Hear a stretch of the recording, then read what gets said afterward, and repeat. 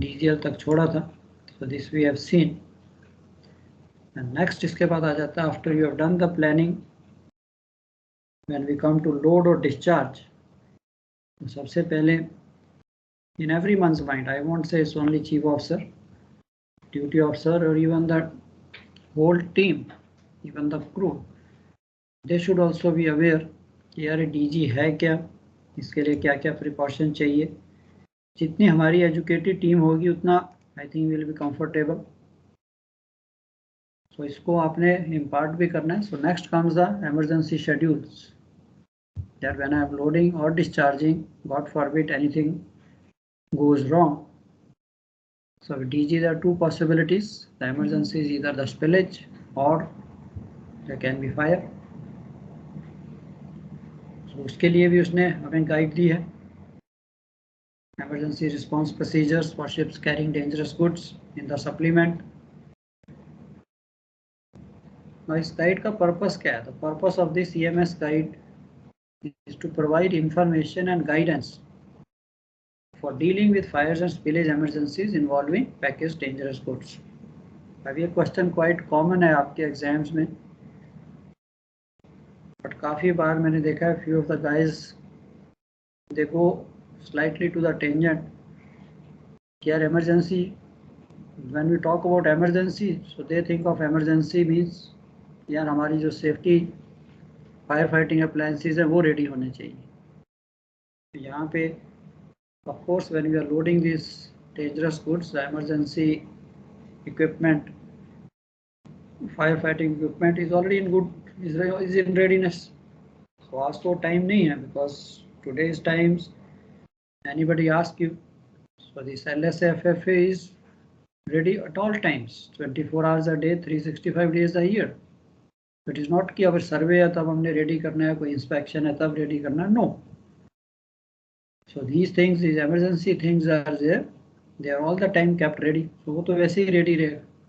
कई बार मैंने आंसर्स में देखा है कि they are writing कि जी मैं I'll make sure that emergency equipment is ready. वो तो as such will be in readiness. अब ये जो गाइडेंस है, this is how to deal with these fires or spillage emergencies. Now अगर आप ये देखिए, इसकी सबसे पहले इंफॉर्मेशन हमें मिलेगी DGL में. अगर हम UN नंबर से जाते हैं, so column 15 tells us यार emergency का कौन सा schedule is applicable. So this column refers to the relevant emergency schedule for fire spillage in the EMS guide. EMS guide भी हम देखेंगे, तो उसमें there are 10 fire schedules and 26 spillage schedules. ये शेड्यूल है क्या? Basically schedule is a guideline कि यार कार्गो क्या है, and in case there is a spillage, then how you deal with it. In case there is a fire, now fire is on deck, fire is under deck. So उन सारी different situations को कि how will you deal, how will you fight these things. And third can be the other cargo is on fire, but this cargo is exposed to the fire.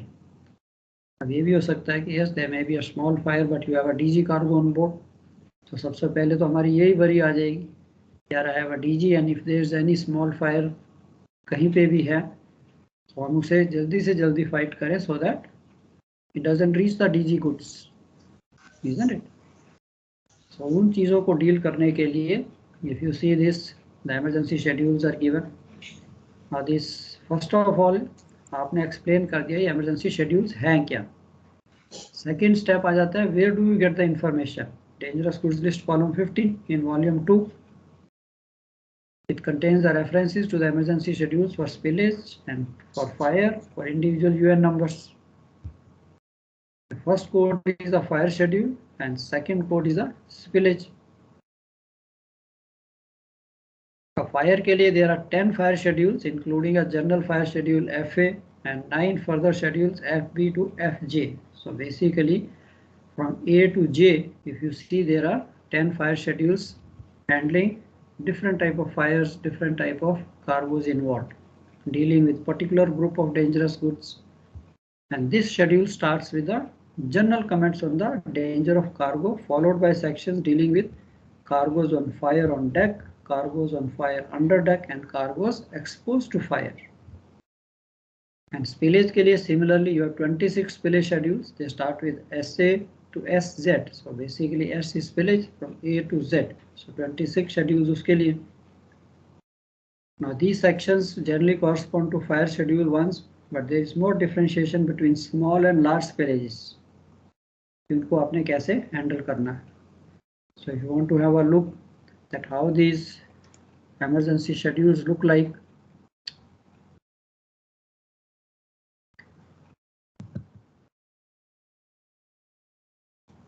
First of all, you see this आपकी DGL emergency volume 2 में आपकी जो dangerous goods की जो list है, DGL list है, it looks like this DGL.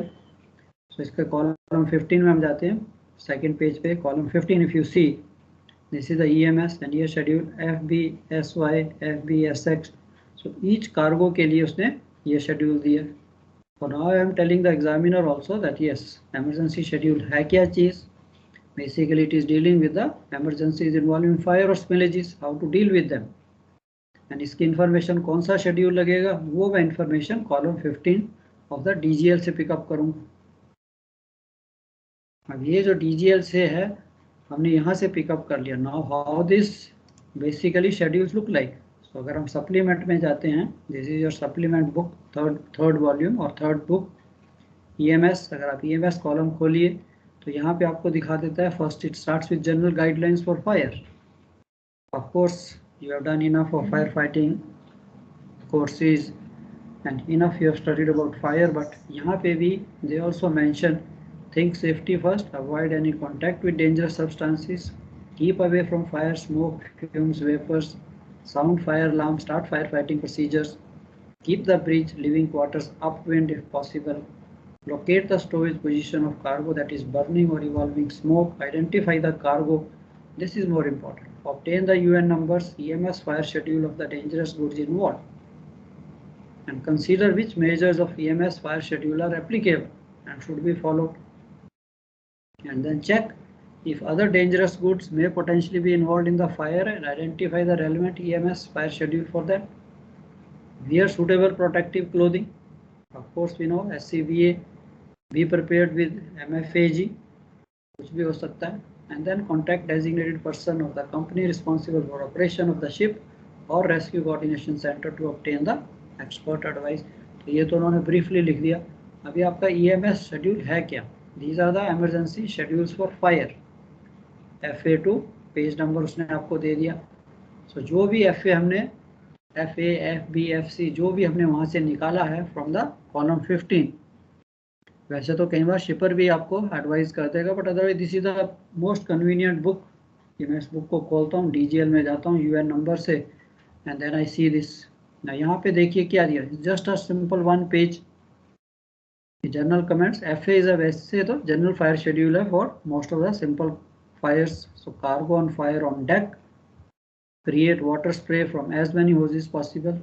Cargo on fire under deck, stop ventilation, close hatches, use cargo space, fixed firefighting extinction system जो भी है. if this is not available, create water spray. cargo exposed to fire, तब आपने क्या करना है. and same way FB. so this is basically your schedules. so अगर हम इतना अपने आप को if we prepare ourselves कि यार in case of fire and all that कौन से UN नंबर में कौन सा फायर शेड्यूल एप्लीकेबल है, इसकी चाहे मैं फोटो कॉपी अपने ऑफिस में लगा दूं, चाहे कहीं पे भी रख दूं, so that I don't have to, because when there is emergency there is a panic.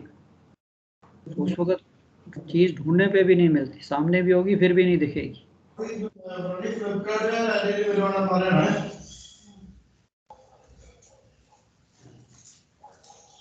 अरे कोई डैनी है सर, उसका माइक ऑन है सर. अच्छा, I thought कोई somebody was saying something. No sir, I think this Danny is there.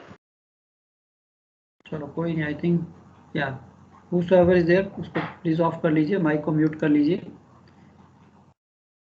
तो ये तो आपका, सो this is give you FA FB FC सारे शेड्यूल आपके सप्लीमेंट में दिए. तो नाउ यू नो कि कहाँ पे रेफर करना है. एंड आंसर के लिए भी कि अगर आपको क्वेश्चन आता है नॉर्मली ये 2-3 थिंग्स दे गिव यू, या 3-4 चीज़ें दे देंगे, तो maybe 6 marks each.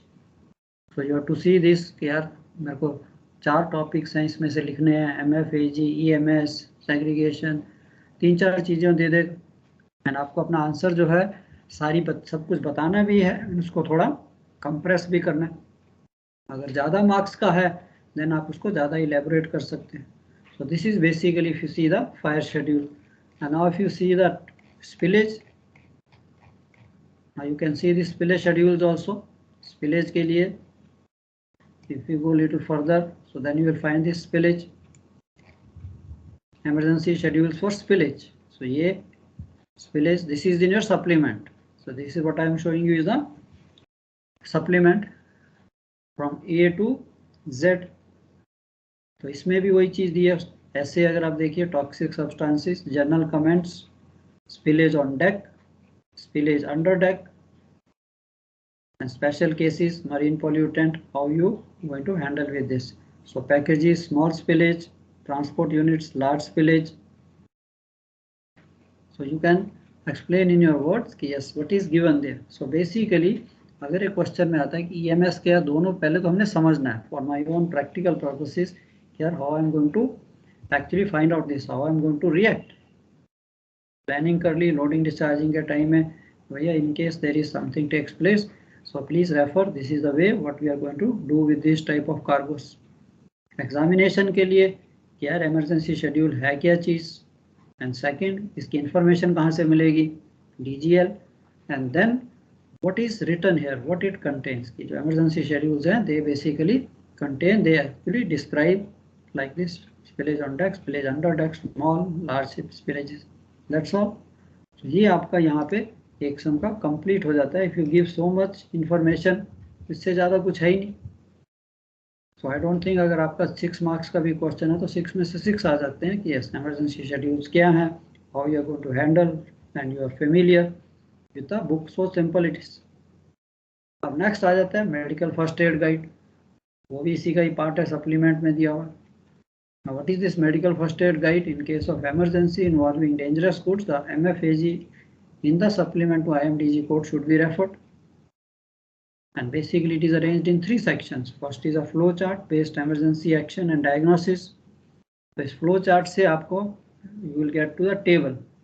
You refer table number 1, table 2, table 3. So आपको table में ले जाएगा कि please refer to this table. Now tables giving brief instructions for special circumstances, and third is appendices giving comprehensive information, list of medicine, drugs and a list of chemicals referred in the table.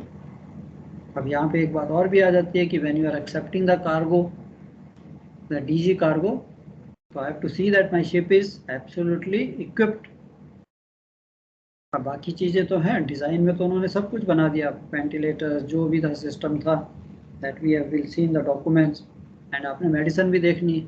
Now all of you have worked as second officer, so you see that sometimes there is a special list, additional medicines are there in case the ship is involved in carrying this dangerous goods. तो यार वो list भी है या वो medicine भी हैं. Normally second officers keep it separate कि भाई ये DG की मेडिसिन है. जैसे हम DG का कहते हैं इमरजेंसी इक्विपमेंट रखते हैं, उस तरह से इसको भी साइड पे. Sometime it may happen. People आजकल पता है every port lot of people are, जिसे कहते हैं ना जॉबलेस, तो उनको कोई ना कोई जॉब दी हुई है कि चलो भी देख के आओ. तो पहुँच जाएंगे, चीफ हमें ये दिखाइए कि यू आर कैरिंग DG, अच्छा ये मेडिसिन हैं कि नहीं है. तो second officers they have to keep these things updated, यार कोई मेडिसिन एक्सपायर तो नहीं है, और जो रिक्वायरमेंट है वो होनी चाहिए. Now MFAG table. If you see this, the medical first aid guide for use in accidents involving these dangerous goods is a supplement to the code. And after looking up the MFAG table number, see the table in the MFAG. अब इस table में क्या दिया आपको? It gives the likely signs, symptoms, treatment and other advice as per the effect of goods under that table. And it suggests treatment in case of skin contact, eye contact, inhalation, ingestion. And the procedure for treatment also is mentioned. So सारा का सारा आपको table, अब कौन सा table refer करना है वो आपको फ्लो चार्ट से पता लग जाएगा. अब वो फ्लो चार्ट कैसा दिखता है, if you see this flow chart, उस पर भी नजर मार लेते हैं. How this flow chart looks like. Now ये तो था हमारा what we call this. So let's go to the MFAG. This is your MFAG. EMS के बाद next topic इसमें supplement में MFAG आ जाता है. Now if you see, this is your flow chart. The first thing comes is the flow chart. तो उसमें आपको sign symptom की rescue from a polluted atmosphere, yes, go to table 1. No, has breathing stopped, if the breathing stopped go to table 2 and 3. अगर breathing not stop, no, then is the casualty unconscious, इसमें भी yes और नो. Yes होगा तो go to table 4 and otherwise. Similarly ये आपको उसने एक फ्लो चार्ट दे दिया. सो इससे हमें basically we know we are carried to the which table to refer to, 1 2 3 4. अब अगर आप टेबल देखिए, यार इन टेबल्स में क्या दिया है, that is also in a very simple form. Table 1 rescue, in case अगर आपको, this is again a very generalised one, arrival at the scene, on arrival at scene क्या क्या आपको करना है. And then quickly establish the exclusion of hot zone. यहाँ भी जो जो बंदे नहीं चाहिए उनको निकाल दीजिए, do not remove or assume that anyone leaving the exclusion zone is not contaminated and should be assessed and decontaminated if necessary. So ये सारा इसके अंदर आपको ट्रीटमेंट क्या क्या है. If you see this, so these are the various tables, summary of treatment of casualties, कैसे कैसे करना. ये बेसिकली आपकी like a typical medical guide जो हमारी शिप्स की रहती है. So this is table 2. Table 2 में वो सारे साइन सिम्टम्स आपको देना शुरू कर देगा. साइन सिम्टम्स या टेबल 2 CPR अगर आपको देना है, व्हेन, हाउ, सब मेथड वो आपको दिखा देगा.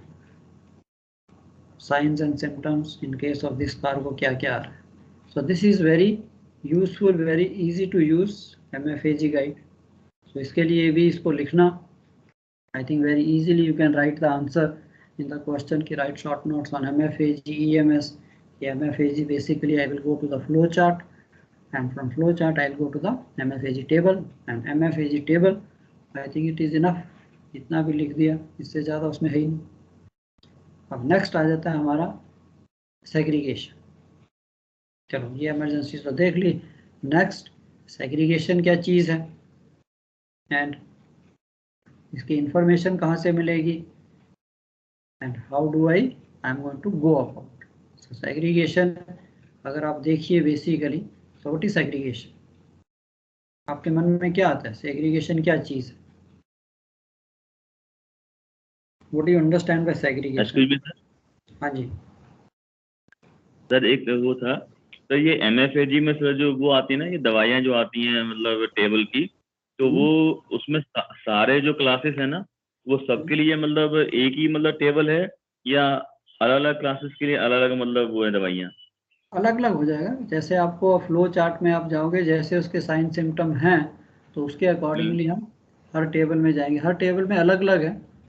किसी में हो सकता है कि आपका स्पिलेज हो गया, कोई आपका लगता है आपकी आईज में चला गया. अगर आईज में अगर कुछ डेंजरस कार्गो जाता है, कुछ केमिकल जाता है, उसको कैसे ट्रीट करना है. सो सारा अलग अलग आपको दिखाएगा. इनहेलेशन अगर आपने by chance somebody swallows it, तब क्या ट्रीटमेंट देना है. असल में जो दवाइयाँ अपन जो ऑर्डर करते हैं वो तो सर अपन मतलब ना एक ही बार मतलब कर देंगे ऑर्डर अपने सारों के लिए, ताकि बाद में जो होता रहेगा मतलब सब अपन संभालते रहेंगे कि हर बार मतलब अपन करते हैं अलग अलग order. No no no no no no, वो एक ही बार है. MF जो आपकी जो दवाइयाँ की जो लिस्ट रहेगी, that is for the DG के लिए उसने एक ही दे दिया. That is basically tables. If you see इसी के अपेंडिक्स में वो टेबल दिया कि आपके पास जो मेडिसिन हैं अकॉर्डिंग टू विच टेबल, कौन सा टेबल आप यूज कर रहे हो. I think the table ABC इसी में दिया हुआ है वो. लेट मी सी कि कौन से टेबल के अकॉर्डिंगली. जैसे अब साइक्लोसर अभी होता है कि यार मैंने कौन सी मेडिसिन मेरे शिप पे होनी चाहिए, इजंट इट. तो सबसे पहला क्वेश्चन वही आ जाएगा कि अगर आपने रिक्वेशन भी करनी है तो सुपरिटेंडेंट भी पूछेगा भी why you need this medicine. I think होना चाहिए. दैट्स कॉल्ड द अपेंडिक्स में है list of medicines which are required. Appendix mention किया sir, which all medicine to be carried if you can carrying dangerous cargo on board. Yes, let's तो सारी carry कर रहे हैं, cover all the classes it will. Yes, तो आपके पास भी एक आंसर बन जाता है ना, कोई कल को कोई भी क्वेश्चन करे, नॉट ओनली यहाँ पे, शिप पे भी है कि यार ये कौन सी मेडिसिन है, मैं कौन सी मेडिसिन मंगाऊँ, कौन सी ना मंगाऊँ। वैसे तो आपकी जो इंटरनेशनल हेल्थ गाइड है उसके अंदर भी उसने टेबल दिए होते हैं, एंड इसके अंदर भी इन ये एडिशन Yeah. यस एक मिनट देखते हैं, अपेंडिक्स कहीं ना कहीं दिए हैं। हाँ दी तो है सर कहीं पे। अपेंडिक्स 1 स्टॉक, ये तो है कि क्या है, लिस्ट ऑफ मेडिसिन के टेबल होते हैं। आई रिमेंबर माई साइकोनॉसिस डेज, हमें तो काफ़ी क्वेश्चन होते थे एससीआई में, why you need this, why you, तो हमें तो बताना पड़ता था, ये लो सर एज पर दिस टेबल ये रिक्वायरमेंट है, इसके लिए मैंने ये रिक्वेशन भेजी है आपको। ये आगे सम आई थिंक या इसके नंबर्स, नीचे अल्फाबेटिकल सॉर्टेशन, रिपोर्टिंग प्रोसीजर्स आ गए, तो यदि इसके बाद होगा। हाँ तो ऊपर निकल गई शायद। तो ऊपर थी टेबल। टेबल फॉर्म में आता है, यस, इस टाइप का टेबल है वो। हाँ ये सर। या अपेंडिक्स लिस्ट ऑफ सब्सटेंसेस आपको कौन सी करनी है, टेबल नंबर 16। ये देखा, अपना ये इक्विपमेंट है। ABC, या ये देखा ना, रिकमेंडेड मिनिमम क्वांटिटी।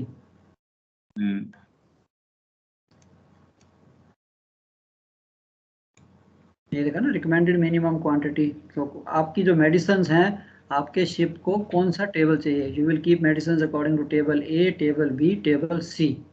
ये देखा ना, shows the recommended minimum requirements for ships when casualties can be hospitalized on shore within 24 hours. Table C, Table A, following table shows recommended minimum requirements of ships when casualties cannot be hospitalized on shore within 20. So normally हम table A carry करते हैं। Yes sir. तो अगर इसके accordingly आप medicine मंगाते हो, अगर सुप्रिटेंडेंट देते हैं नहीं देते हैं, तो आपके पास क्वेश्चन है भी, मैंने तो according to requirement, according to the regulation मैंने ये पूछा था, अब आपकी मर्जी, आप दो या ना दो, कल को कोई भी पोर्ट में PSC कोई भी क्वेश्चन करेगा।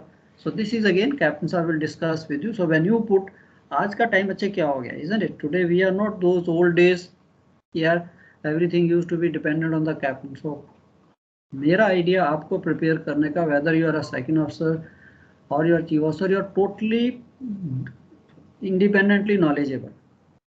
कि आज मैं कुछ भी मंगा रहा हूँ, चाहे चार्ट मंगा रहा हूँ, चाहे मेडिसिन मंगा रहा हूँ, सबसे पहले आना चाहिए क्यों। अगर रिक्वायरमेंट है, यस, समटाइम होती है कि जी रिक्वायरमेंट है, समटाइम सर इसका यूसेज है, ये यूज़ बहुत होता है। जैसे आप सोप ऐप ही ले लीजिए, यार मैं DG कैरी कर रहा हूँ, कुछ स्पिलेज होगी, अब सोप ऐप की रिक्वायरमेंट हो सकती है, एब्जॉर्प्शन पैड्स, मैं अपना ही ज़माना याद करता हूँ, तो काफ़ी टाइम आर्गूमेंट्स हो जाते थे सुपरिटेंडेंट के साथ। तो मैं कहता था सर देखो, जो मैं रिक्वेशन बनाऊंगा, अगर आपने काटनी है, अगर आपने 50% देना, फिर आप ही रिक्वेशन बना के भेज दीजिए, फिर आप ही भेज दीजिए, फिर मैं काहे को मेहनत करूं, इतनी सर्च करके क्यों चाहिए, इतनी कैलकुलेशन करके भेज दे, और आप उसको 50% कर देते, फिर आपने ही भेजना, फिर मैं नहीं रिक्वेशन भेजूंगा, फिर आप ही भेजिए। तो इसके लिए हमारी रिक्वेशन को, बिकॉज हम आंख बंद करके या नींद से उठ के रिक्वेशन नहीं बनाते, उसके ऊपर सोच विचार के रिक्वेशन बनाते हैं। तो ये चीज़ आप भी होनी चाहिए कि यार क्या रिक्वायरमेंट है, एब्जॉर्प्शन पैड्स है उसकी रिक्वायरमेंट है, लीक होता है, तेल लीक होता है, इंजन रूम को भी चाहिए होते हैं। तो सुपरिटेंडेंट के साथ तो अगर आप इंजन रूम बोल दो, फिर वो खुश हो जाते हैं कि सर इंजन रूम को भी चाहिए, उनको भी देने पड़ते हैं, अच्छा फिर ठीक है। तो ये चीज़ आपकी, आपके मन में, सही बात है, ये सही था सर। एग्जैक्टली। आज बच्चे देखिए, it is again some time it is a diplomacy. आपको क्या करना है, you are not asking something for your bedroom, you are asking something for the ship. Sir बिल्कुल सही सर, ये बात नहीं समझते कि भाई हम अपने घर के लिए थोड़ी ना ले रहे हैं। अरे करेक्ट, LSA का सर स्टिकर्स मंगा रहे हैं, तो थर्ड ऑफिसर से पूछते हैं भाई तुम 3 का क्या करोगे, भाई यस, कल को डेफिशिएंसी आ जाएगी, तब तो तुम थर्ड ऑफिसर का गला पकड़ लोगे यस। कि तो वो आप, हट क्यों गए। यस, सबसे पहले आपको अपनी जॉब करनी है कि यार you should not be caught on the wrong foot. तो स्लोली स्लोली, जैसे कहते हैं ना, after you start doing the job you start learning, overnight नहीं होता बच्चे। आज मेरे को भी पूछिए, जब मैं आपकी स्टेज पे था, जब फर्स्ट टाइम सेकंड ऑफिसर थे, तो टेक्स टाइम, फिर आस्ते आस्ते सीख जाते हैं, कहीं ना कहीं मिस्टेक होती है, कहीं गालियाँ पड़ती है, कहीं hello why how when where, वो सब फिर सीखना शुरू कर देते। तो इसलिए है कि आप जितनी जल्दी, that's what I want to share my experiences, कि when you go on the ship, when you join, be systematic right from the beginning. आजकल तो आपके पास कंप्यूटर्स, लैपटॉप्स हैं, things are very easy to, जैसे कहते हैं ना कि मेंटेन करना, कि यार एक बार लिस्ट बना ली, एक बार मेहनत करनी है आपने, and then you can question answer anybody, फिर बंदा कोई नहीं पूछेगा। सेकंड आंसर इवन एग्जामिनेशन में, if you talk technically, if you give the right answer, the examiner knows that यार you have gone through this, so you know that. अब जैसे example EMS का ही आपने लिख दिया sir, EMS is basically for handling the emergencies involving the dangerous goods like fire and spillage. How to handle these emergencies, and I will get this information. Now the next step comes to my mind, where do I get this information? Sir, from the DGL. जैसे आप DGL बोलोगे volume, DGL in volume 2, so जो आपको examine कर रहा है he understands कि the person has gone through the books. अब अगर वो सिंपल पूछे अरे DGL क्या चीज़ होती है, where will you find this DGL। अब अगर आपको सर मैंने तो टैंकर पे काम किया सर, हमारे तो वहाँ पे IMDG कोड होता ही नहीं है, अच्छा नहीं लगता, isn't it?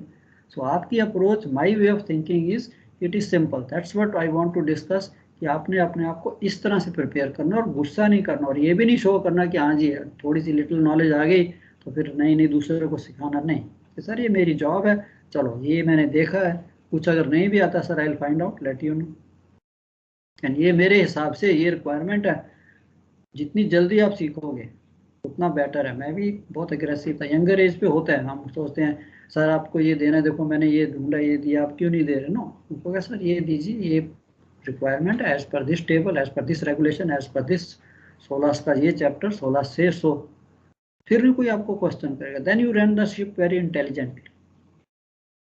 फिर आपकी अपकीप आ जाती है, अब आपके पास मेडिसिन आ गई, अब आप तो बहुत अच्छी तरह से काम कर रहे हो, you go to the next ship, वहाँ पे you find the things in a mess.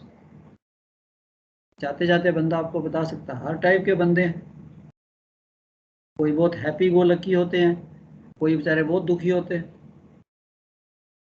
तो जब आप मेडिसिन देखोगे तो स्लोली ऑर्गेनाइज, सेकंड ऑप्शन है कि यार चलो आज मैंने मेडिकल लॉकर देखना है कि हाँ इसके अंदर ये मेडिसिन होनी चाहिए, अब वो मेडिसिन को थोड़ा सा take a cadets, take this boys, you should utilize them for this purposes, ताकि वो सीखें भी, इंस्टेड कि उनको सफाई में लगा दो, nonsense. So as a chief officer है, आई विल डेफिनेटली से कि अच्छा सेकंड ऑफिसर हमारी आपस में कोऑर्डिनेशन जो है सबसे पहले बहुत अच्छी होनी चाहिए। चीफ ऑफिसर के सर आज मैंने मेडिकल लॉकर देखना है जरा, so can I take a cadet और can you give me this, क्यों आप क्यों कह रहे हो, ताकि वो भी बच्चा कैसे सीखेगा इसी तरह से, यार देख ये चीज़ होती है, मेडिसिन को ऐसे रखा जाता है, उसका भी एक्सपोजर होगा, एंड ये मेडिसिन है, फिर आप जो आप काम करते जा रहे हो, the young boys are very sharp. सही बात है सर, तो देख के पिकअप करेंगे, उनको कितना पढ़ा लो वो नहीं सीखेंगे, वो इरिटेट होंगे, बट जब आप उनको काम कराओगे उसको भी अच्छा लगेगा, उसको भी लगेगा हाँ यार कल मैंने सेकंड ऑफिसर बनना है, and this is the way we keep the medicine. चलो अब इसकी डेट देखते हैं, एक्सपायरी है उसको इसको सेपरेट निकालते हैं कि हाँ यार दिस इज नॉट रिक्वायर्ड, ये हम चेंज करेंगे, फिर हम इसकी रिक्वेशन बनाएंगे, वो काम अगर कराइए वो बंदे ऑटोमेटिकली आपके लिए रिस्पेक्ट भी आएगी, एंड वो तेरा थैंक यू भी बोलेगा अंदर से, एंड मेरा काम भी हो गया, शिप भी एकदम से इम्प्रूव हो गया। सो this is basically what the MFAG is all about. अब आपकी आ जाती है सेग्रीगेशन। तो मेरा क्वेश्चन था कि segregation, now very simple, I will definitely expect कि जो टैंकर्स पे काम कर रहे हैं, what do you understand by segregation of dangerous goods, जो भी आपके मन में आता है, very in a simple language, जिसे कहते हैं ना इमीडिएट, क्या कि यार मेरे मन में, हाउ डू आई से। सर इनकम्पेटिबल कार्गो को सर अलग अलग मतलब रखना, और ताकि मतलब आपस में उनके कुछ रिएक्शन ना हो जाए, मतलब फिजिकल एंड केमिकल, तो उससे ये उसकी सर मतलब टेबल होती है सेग्रीगेशन के लिए, मतलब अलग अलग टाइप की segregation. Okay, anything else? Imagine, चलो हम पढ़ेंगे सही, इसको देखेंगे, बट जो भी लिटिल बिट आपके मन में आता है कि यार ये सेग्रीगेशन है, सपोज चलो डिटेल पढ़ने के बाद, डिटेल पढ़ने से पहले what I understand as a segregation, जैसे आपने ठीक कहा कि yes the moment we say segregation means यार दो कार्गोज हैं which are not compatible. Compatible means अगर वो बाई चांस, अगर तो हम उसको एकदम से पक्का सील करके एकदम से ऐसे रख देते हैं कि वो लीक हो ही नहीं सकते, कुछ नहीं हो सकता, देन तो आप उसको बाजू बाजू में भी रख के ले जा सकते हैं। अब हम कई बार ये अपने घर में भी आप रखते हो, एसिड भी जो है, चाहे टॉयलेट साफ करने के लिए, आपने बॉटल बंद करके कोने में रख देते हो, आपको पता कुछ नहीं होने वाला, बट समटाइम इसी नहीं यार, टॉयलेट में मत रखो, यहाँ पे बाई चांस हाथ लगा या कुछ लगा या बॉटल गिरी टूट जाएगी, फिर सब गड़बड़ हो जाएगा, तो हम उसको दूर रखते हैं। Same way is are non compatible goods mean दो cargoes which by their nature, if they leak, if they mix, they can create a havoc, so that means they must be kept away from each other, they should be kept separated. अब ये भी ठीक है।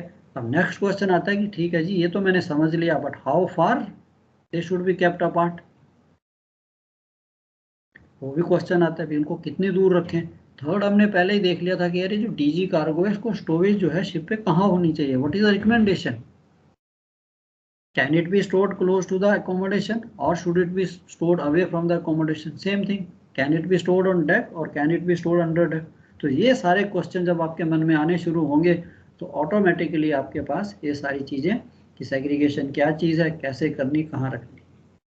अब लिखने के लिए अगर आपने एक बार समझ लिया, इफ यू हैव अंडरस्टूड, फिर आप थोड़ा सा उसको प्रोसेसिंग, अपने प्रोसेसर को चलाओगे, thought processing, and automatically wording आपके पास आंसर में आ जाएगी। Dangerous kids belonging to different classes can not be stored together, why? Because of their different properties, they have different physical chemical properties, they have to be segregated from one another, and the type of segregation depends on the properties of substances in each class and the way they react with substances in each class।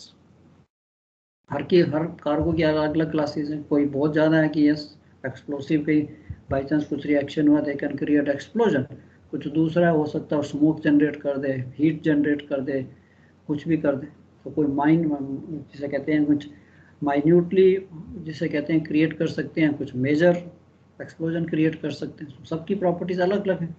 And the extent of hazard arising from the possible reaction between these incompatible goods may vary, and so the segregation arrangements also will also vary। कि भाई किसी को तो हो सकता है हम 1 metre पे रख लें, 2 मीटर पे रख दें, किसी को हो सकता है हमें 20 मीटर दूर रखना पड़े। अब ये इंफॉर्मेशन कहाँ से मिलेगी? सो दिस इज बेसिकली आपने अपने आंसर में ये सेग्रीगेशन एक्सप्लेन कर दिया, दिस इज सेग्रीगेशन। अब आ जाता है कि ये सेग्रीगेशन मिलेगी कहाँ से, इसका डेटा कहाँ से मिलेगा, कहाँ रखना है। Such segregation is obtained by maintaining certain distances between the incompatible dangerous goods or by requiring the presence of one or more steel bulkheads or decks or combination। But intervening spaces हैं कि अगर suppose कई बार कई cargo है जिसको कहता है नहीं भी होल्ड की सेपरेशन चाहिए, एक को आप नंबर 1 में कर सकते हो, तो दूसरा टाइप का कार्गो नंबर 2 में नहीं नंबर 3 में होना चाहिए, होल्ड की सेग्रीगेशन, बीच में एक होल्ड होना चाहिए ना। होल्ड का मतलब नहीं कि होल्ड को खाली रखना है, वहाँ पे आप दूसरा कार्गो रख सकते हैं। अब आजकल ये कार्गो जो हैं mostly we have seen they are transported in containers. तो ये सेग्रीगेशन जो है कि चल यार होल्ड का तो हमने समझ लिया कि हो सकता है भी एक होल्ड में एक कार्गो, दूसरे होल्ड में दूसरा, मतलब एक होल्ड में दोनों टाइप के कार्गो नहीं रख सकते। व्हाट अबाउट कंटेनर्स, वो भी देखेंगे कि कंटेनर्स की जो डिस्टेंसेस है, कंटेनर की स्पेसिंग है, वो हम कैसे करेंगे। तो सबसे पहले ये समझें कि इसकी सेग्रीगेशन कि कितने डिस्टेंस पे रखना है, कहाँ रखना है, that is obtain from the segregation table.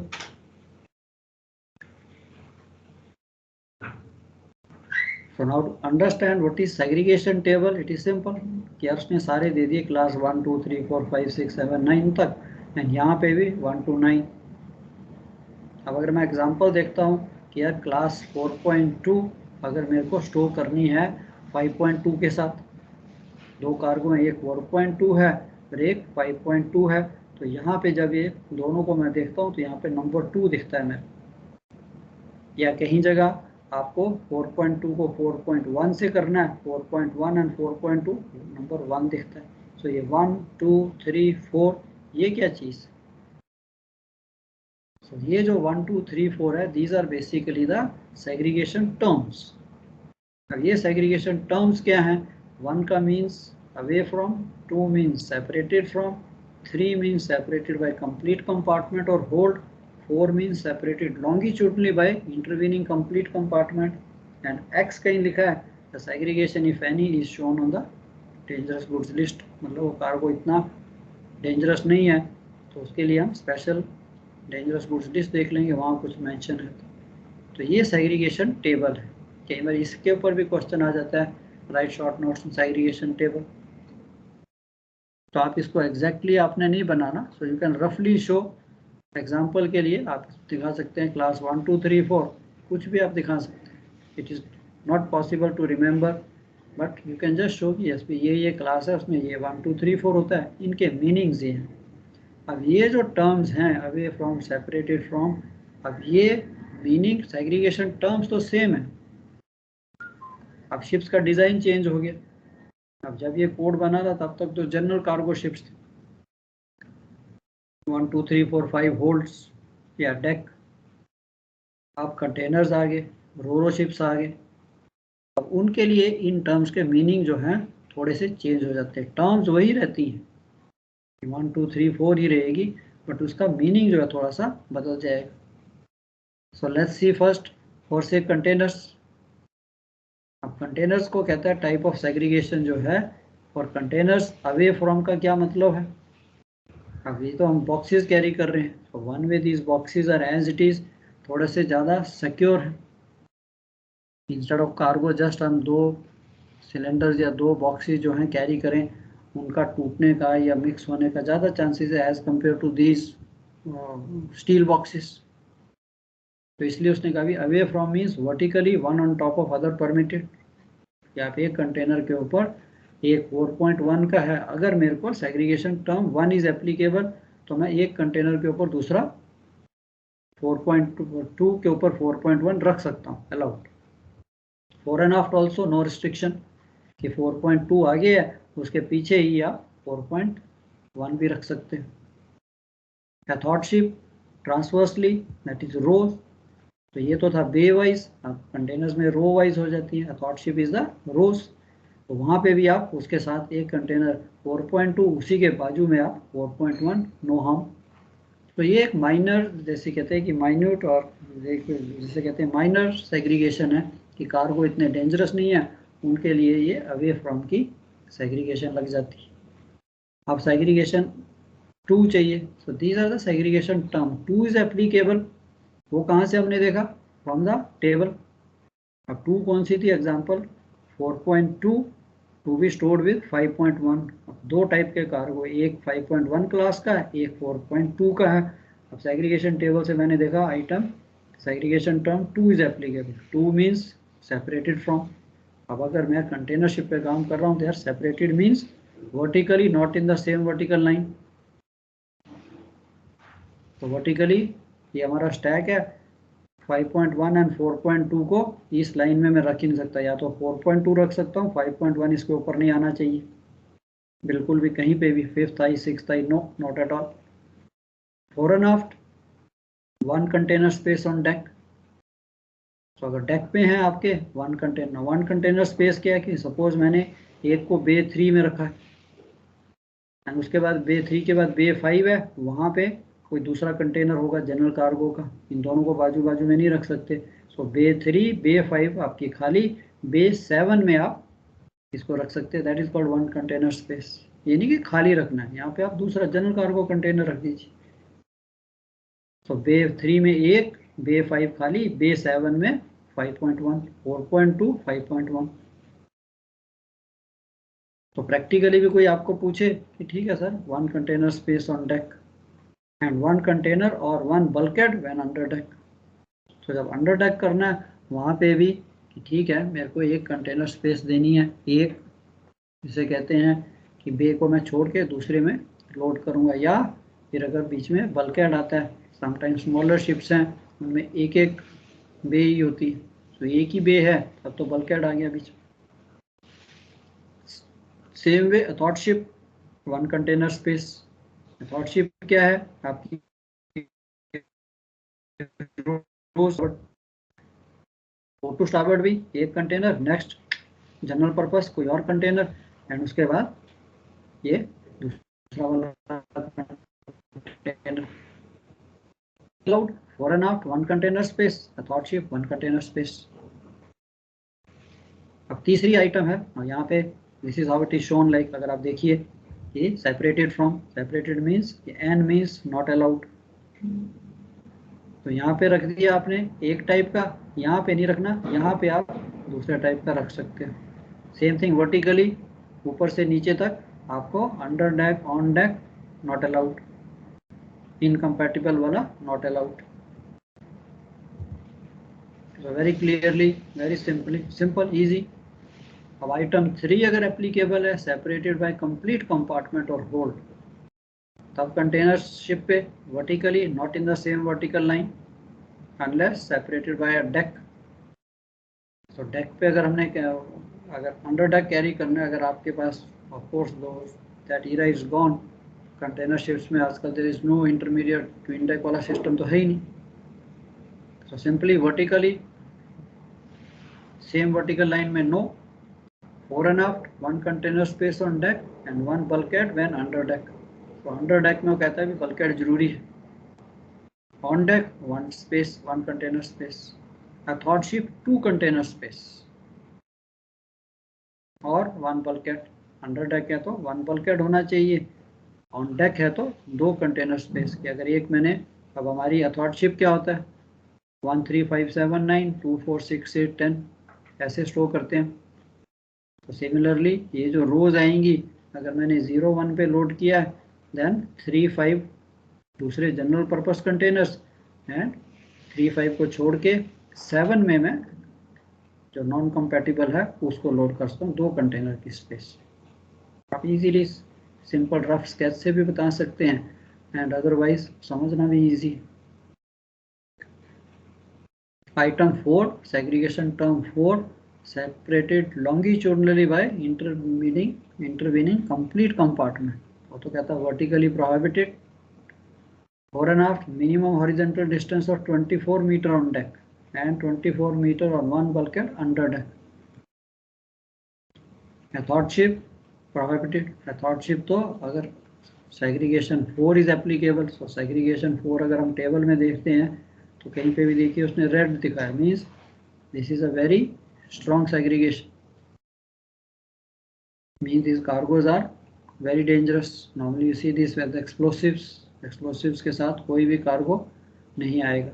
तो यहाँ पे भी देख लीजिए ये सारे क्लास 1 के साथ दूसरे कार्गो जो हैं उन्होंने कह दिया कि नो, द डिस्टेंस जो है चाहे वो कंटेनर शिप है चाहे कोई भी है, क्लास 4 के लिए सेग्रीगेशन 4 के लिए vertically not allowed, fore and aft 24 metre का distance and athwartship absolutely not permitted. एक ही टाइप का कंटेनर आएगा।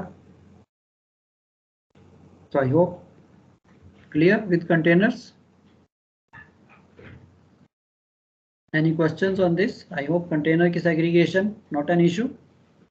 सर ये जो है इसमें एंड 24 मीटर और 1 बल्कहेड अंडर डेक लिखा हुआ है, तो मतलब वो जो दूसरा बल्कहेड है, मतलब अंडर डेक स्टो कर रहे हैं, तो दूसरा बल्कहेड वो 24 मीटर से कम हो सकता है, but it is a 1 bulkhead difference. या 1 ये बल्कहेड, मतलब इसका यस 24 मीटर्स और 1 बल्कहेड। कि या तो अगर आपके होल्ड जो है इतना बड़ा है कि यस 24 मीटर की आप उसको दे सकते हैं, अब 24, या फिर आपका अगर होल्ड छोटा है देन 24 मीटर हम नहीं रख सकते। मैंने एक कंटेनर रखा और दूसरे को 24 मीटर का गैप नहीं मिलता, definitely then bulkhead. Okay sir, ठीक है। तो ये तो थी कंटेनर्स के लिए।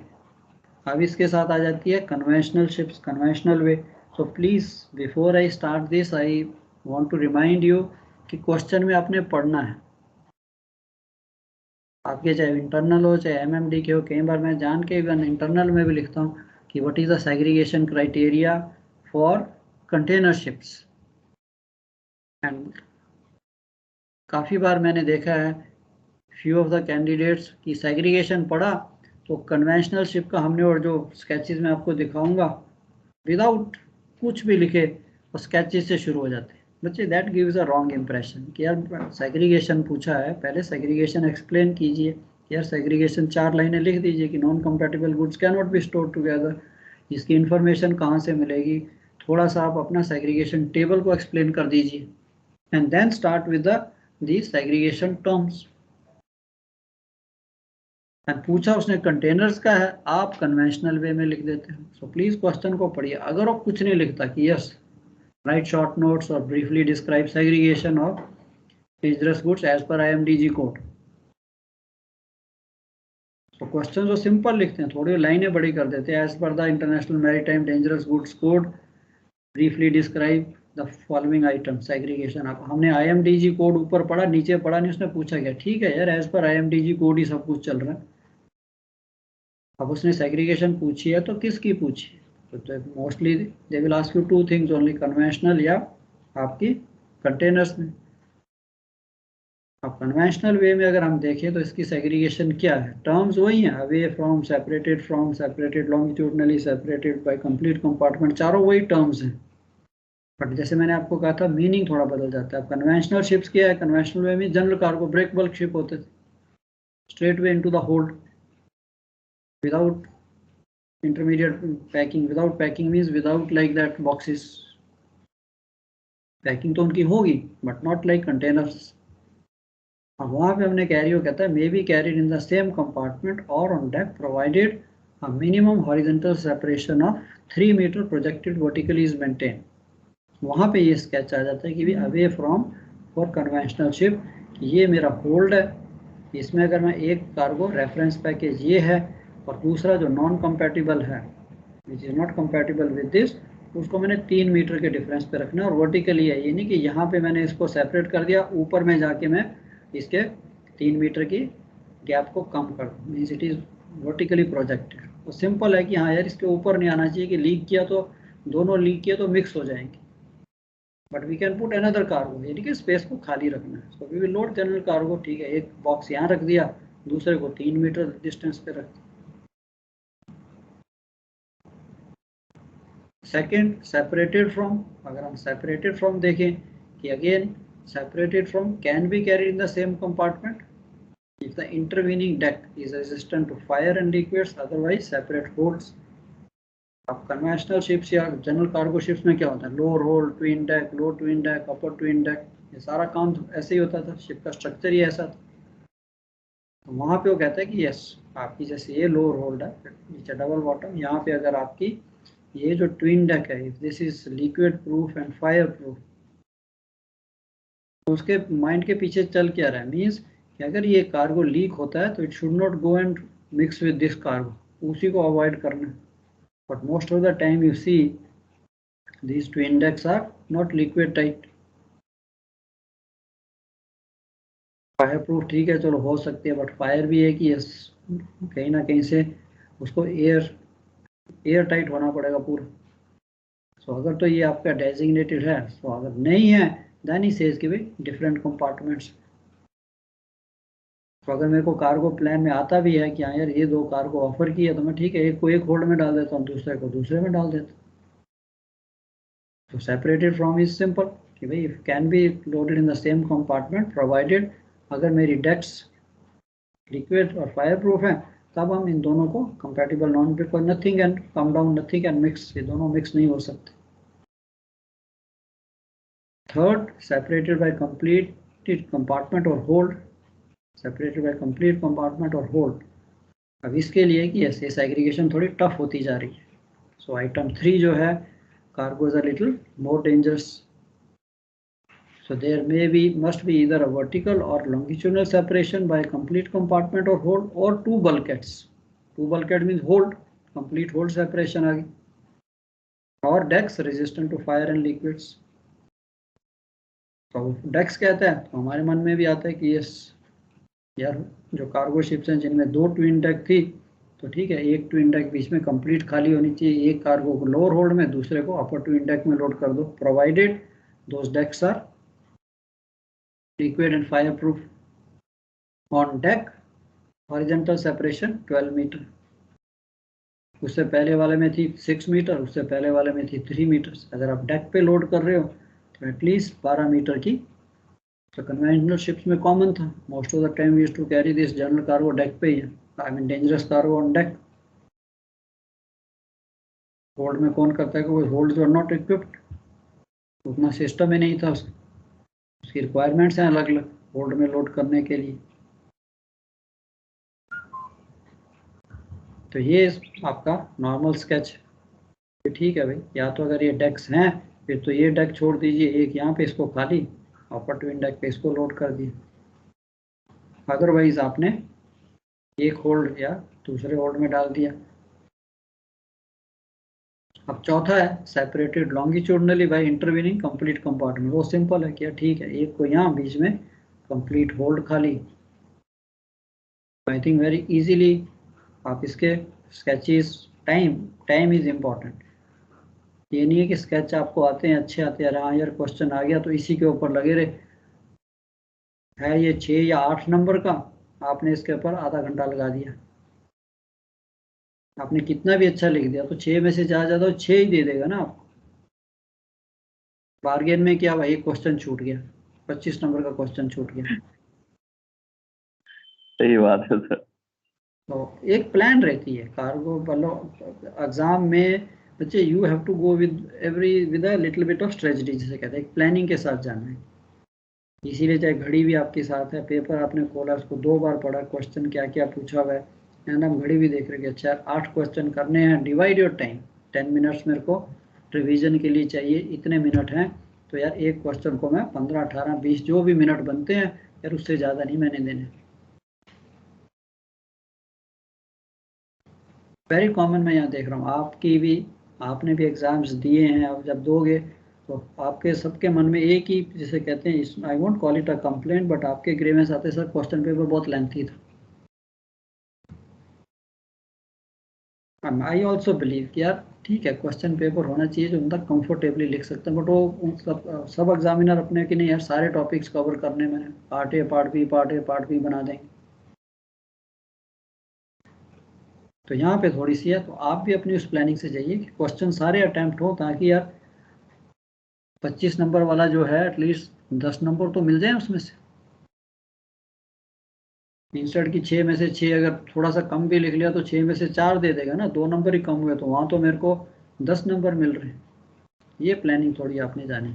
सो this is basically your thing. चलो, ये तो थी आपकी segregation. I hope understood. Any doubts on this? So पढ़ना अपने क्वेश्चन कन्वेंशनल वे में आता है, कई बार क्वेश्चन को घुमा भी देता है। यही क्वेश्चन है कि describe the various aggregation terms with sketches as per IMDG code. ये कई बार 12 नंबर का क्वेश्चन आ जाता है पार्ट ए या पार्ट बी में। फिर आपने उसको ऊपर से पूरा शुरू करना है। सेग्रीगेशन, सेग्रीगेशन की इंफॉर्मेशन कहाँ से मिलेगी? Describe, explain segregation, explain little bit segregation table, and then start making the sketches. And अगर आपके पास टाइम है तब आप थोड़ा सा कि कन्वेंशनल वे में ये है, कंटेनर्स में ये है। बट अगर उसने स्पेसिफाई कर दिया है कि स्केचेस मीन्स, देन तो वो खाली he is talking about the conventional, forget, containers के बारे में मत लिखिए। If he specifically ask you कि segregation, how the segregation is done on the container ship, फिर इसको भूल जाइए, फिर ओनली कंटेनर्स के बारे में लिखिए। चलो चाय पी लें, take a break. Yes sir. How we have done this segregation, next is your documentation. सबसे पहला अगेन मेरे मन में क्वेश्चन है, योर चीफ ऑफिसर, अगर आपको डीजी कार्गो लोड करना है, आपके मन में क्या आएगा, क्या चीज़ चेक करूंगा मैं? Anything, any document you remember?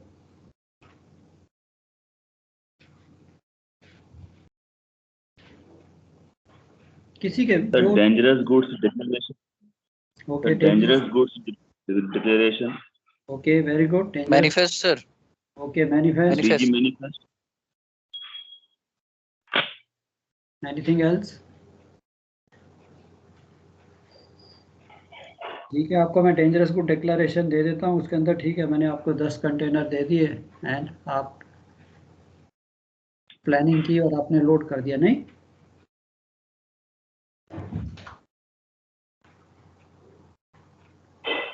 Yes sir, yes sir. बाकी सर मैनिफेस्ट में मेंशन रहेंगे कि ऐसे क्लास है, उसका कंटेंट क्या है, उसमें क्या क्या है। हाँ ठीक है, वो दे दिया आपको। Dangerous good declaration will give you everything. तो आपके पास आई, ठीक है, डेंजरस गुड लिस्ट आई आपके पास।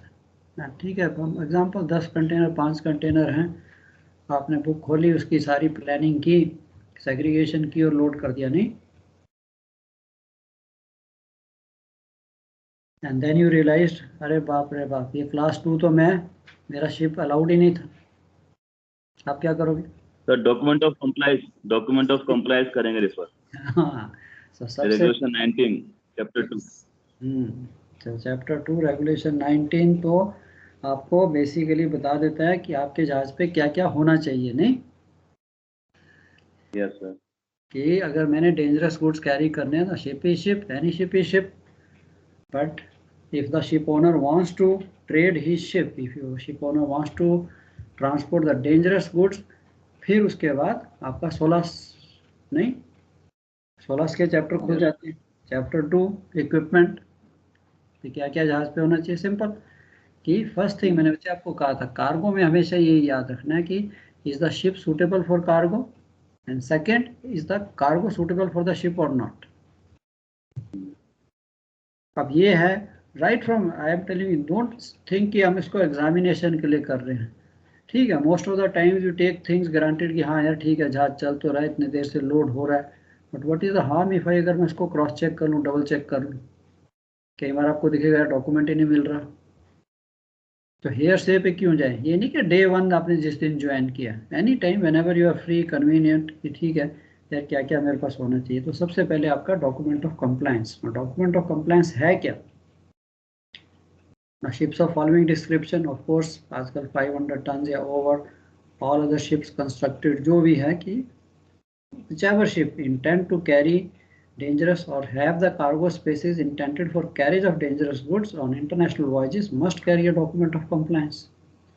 Now this DOC basically will certify that the ship complies with regulation 54 of chapter 2.2 of SOLAS.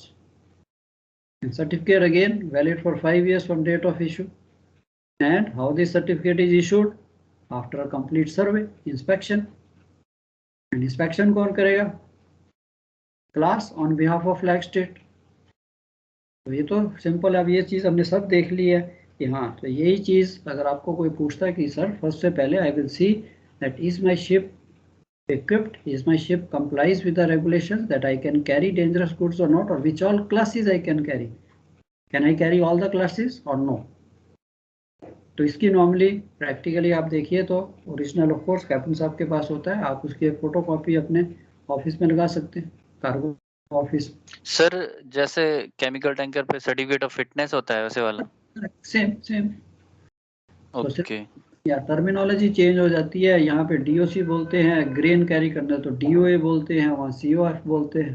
तो बेसिकली क्या है कि हाँ यार जो मेरा शिप है ये is it equipped as per the regulations और नॉट। अब रेगुलेशन जो हैं वो रेगुलेशंस क्या है? रेगुलेशन बेसिकली टेल यू कि हाँ भाई ये कार्गो इसके साथ ये डेंजर्स हैं, इसके लिए आपके पास ये इक्विपमेंट होना चाहिए, चाहे वो फायर फाइटिंग हो चाहे वो कुछ भी हो।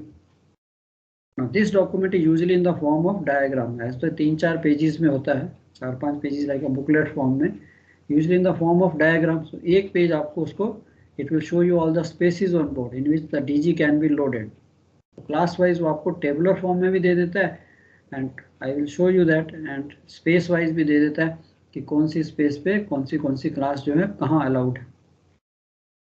अब उसमें भी रिस्ट्रिक्शन है कि यस अगर आपने ओनर ने शिप बनाया इसे कि I want to carry DG under deck, तो फिर अंडर डेक की रिक्वायरमेंट आ जाएंगी, आपके फैंस ब्लोअर्स उनकी मोटर्स वो सारी इंट्रिंसिकली सेफ होनी चाहिए, तो उसको खर्चा करना पड़ेगा।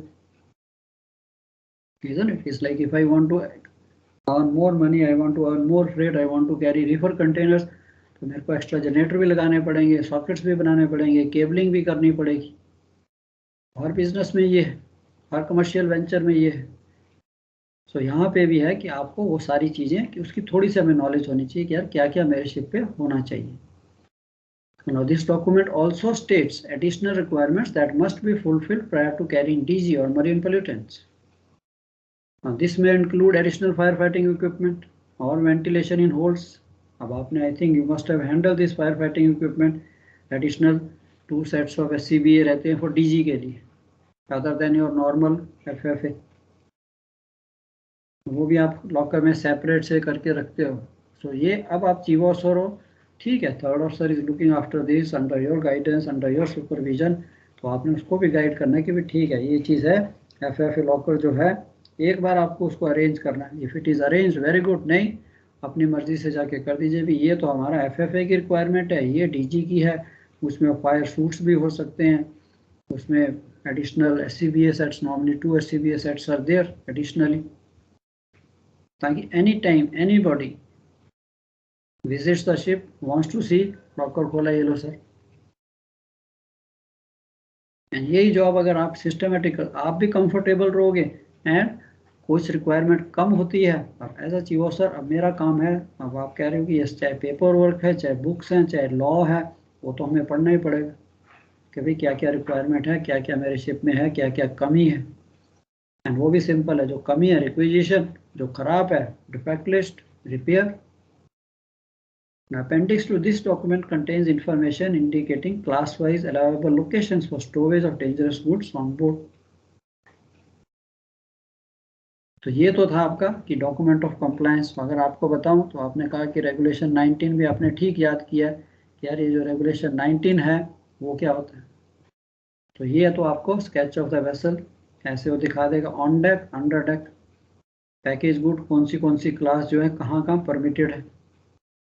So he's given you class 1.1 to 1.6, P means permitted, X means not permitted, on deck, under deck। तो ये सारा का सारा आपको उसने बना के एक लिस्ट दे दी। तो इसकी कॉपी अगर आप वहाँ पे अपने ऑफिस में लगा देते हो, आपके रेफरेंस के लिए भी है, प्लस आप अपनी टीम को एजुकेट करने के लिए कि भैया इसको पढ़ो, देखो, right from the cadet, start making them, जिसे कहते हैं ना कि एक responsible officer from day one की, ठीक है, सब काम करने हैं, साफ सफाई भी करनी है, ये भी करना है, इसको भी पढ़ो। तो देखने से वो अपने आप सीखते भी जाएंगे, चाहे वो थर्ड ऑफिसर, सेकंड ऑफिसर हो, ये आपका काम।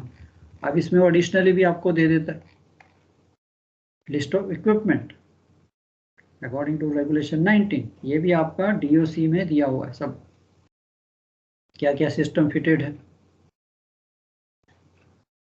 Mechanical ventilation, safety of fans, wire mesh, bilge pumping system. अब यहाँ पे if you want to carry this DG cargo in the holds, तो आपके पास एडिशनल बिल्ज सिस्टम होना चाहिए, isolating wall with locking device and warning signs. Because by chance simple है कि if you are carrying some liquids and वो leak करते हैं, you can not use the main builds system, पूरा bilge line contaminate हो जाएगी and you are throw it over side, pollution. वो भी एक सेपरेट होल्डिंग टैंक होना चाहिए। जो भी सिस्टम बनाते हैं वो भी आपको दिखाना पड़ेगा। Full protective clothing 4 sets, additional SCBA 2 sets, ये 4 आपके जिसे केमिकल सूट्स कहते हैं, 2 sets of fire fighting equipment. अब ये चीज़ अगर आपने इतनी पढ़ ली, इतनी आपने देख ली, अब जब आप रिक्वेशन करते हो, कुछ भी करते हो, चाहे see the superintendents they know they are dealing with this day in day out, but आप जब उनको बताओगे तो वो भी कहेंगे हाँ यार एटलीस्ट के सर रिक्वायरमेंट है, सर्टिफिकेट आपके पास कॉपी है, दिखा रहा है कि भी ये चीज़ होनी चाहिए। तो यही चीज़ आपकी अगर एग्जामिनर ओरल में कभी पूछता है, यू आर थॉरो कि सर ठीक है ये चीज़ मैं चेक करूँगा। प्रैक्टिकली भी जब मैं शिप पे जाता हूँ एंड प्लानिंग वाइज से स्लोली कि चला आज इसको चेक करते हैं, आज इसको चेक करते हैं, क्या कमी है, and your ship is updated and you are comfortable. अब नेक्स्ट आपका आ जाता है कि यस, जो आपने कहा है कि डेंजरस गुड्स लिस्ट और manifest. This manifest is set out in accordance to the again SOLAS MARPOL regulations and DG manifest shall be filed on board and maintain load port wise. जो जहाँ आप loading कर रहे हो सारे cargo आते जाएंगे, बीच में तो डिस्चार्ज भी होता जाएगा, सो इसको लोड पोर्ट वाइज कीजिए। Lot of places this people come, cargo bureau, PSC and all this people, they will come to you. The chief last so many years, 2 years, what all dangerous cargoes you carried. So this is the best thing ये लो जी, या DG declaration या ये manifest। आपका manifest जो है ये बनाएगा कौन? कई बार एक क्वेश्चन भी आता है कि यार ये DG manifest बनाता कौन है? So आपने तो उस चेयर पे काम नहीं किया, आपको कैसा chief officer, it's not possible for chief officer to make. कितना कार्गो लोड हो रहा है, कितना डिस्चार्ज हो रहा है। Carrier, its agents and any person designated for this person by the carrier और agents must prepare a dangerous cargo manifest. So normally it is made by the agent. उसके office में बहुत स्टाफ होता है, जैसे जैसे वो बुकिंग करते जाते हैं, जैसे शिप आता है वो आपकी लिस्ट उसके पास चली जाएगी, उसको अपडेट कर देगा। आजकल सिंपल है, कंप्यूटर में cut paste. So this document may not include a material that is not subject to requirements। तो इसमें खाली DG कार्गो ही आएगा कि हाँ ये कार्गो हमारे पास पोर्ट जब आपने डिपार्ट करते हो उससे पहले ये एक लिस्ट आपके पास आ जाएगी। So each ship carrying DG and marine pollutants shall have on board a special list or manifest setting out the dangerous goods and marine pollutants on board and their location. Instead of manifest, a detailed stowage plan which identifies all DG by classes, आप वो भी लगा सकते हैं। तो DG की plan तो हम लगाते हैं, DG की जो कार्गो प्लान है, it should be there for everyone's knowledge कि जहाज पे क्या क्या DG कैरी कर रहे हैं, कौन सी क्लासेस और कहाँ कहाँ पे है। We don't want the people to be absolutely जैसे कहते हैं कि हाँ जी चल रहे और सिगरेट पी रहे हैं, कुछ भी कर रहे हैं, they should know। कुछ भी काम भी करना है, they should know। So they should not all the time wake up chief officer की सर यहाँ जाऊँ, ये करूँ, वो करूँ, के लिए लिस्ट लगी हुई है, नोटिस बोर्ड पे लगा देते। जो प्लान है वो तो हम वैसे ही डालते हैं। So basically it looks like this, कि इसके अंदर होना क्या चाहिए, dangerous goods manifest, proper shipping name, class, UN number, नॉर्पोल number, kind of packages, 2 by 20 feet tank containers, and इसका net mass kilograms में, उसका net mass आपने लिखना है, which you must be reporting to the VTS also। भाई ये class है, इसके इतने किलो, ये कार्गो है इतने किलो, ये cargo, container number, storage location, शिपर consignee.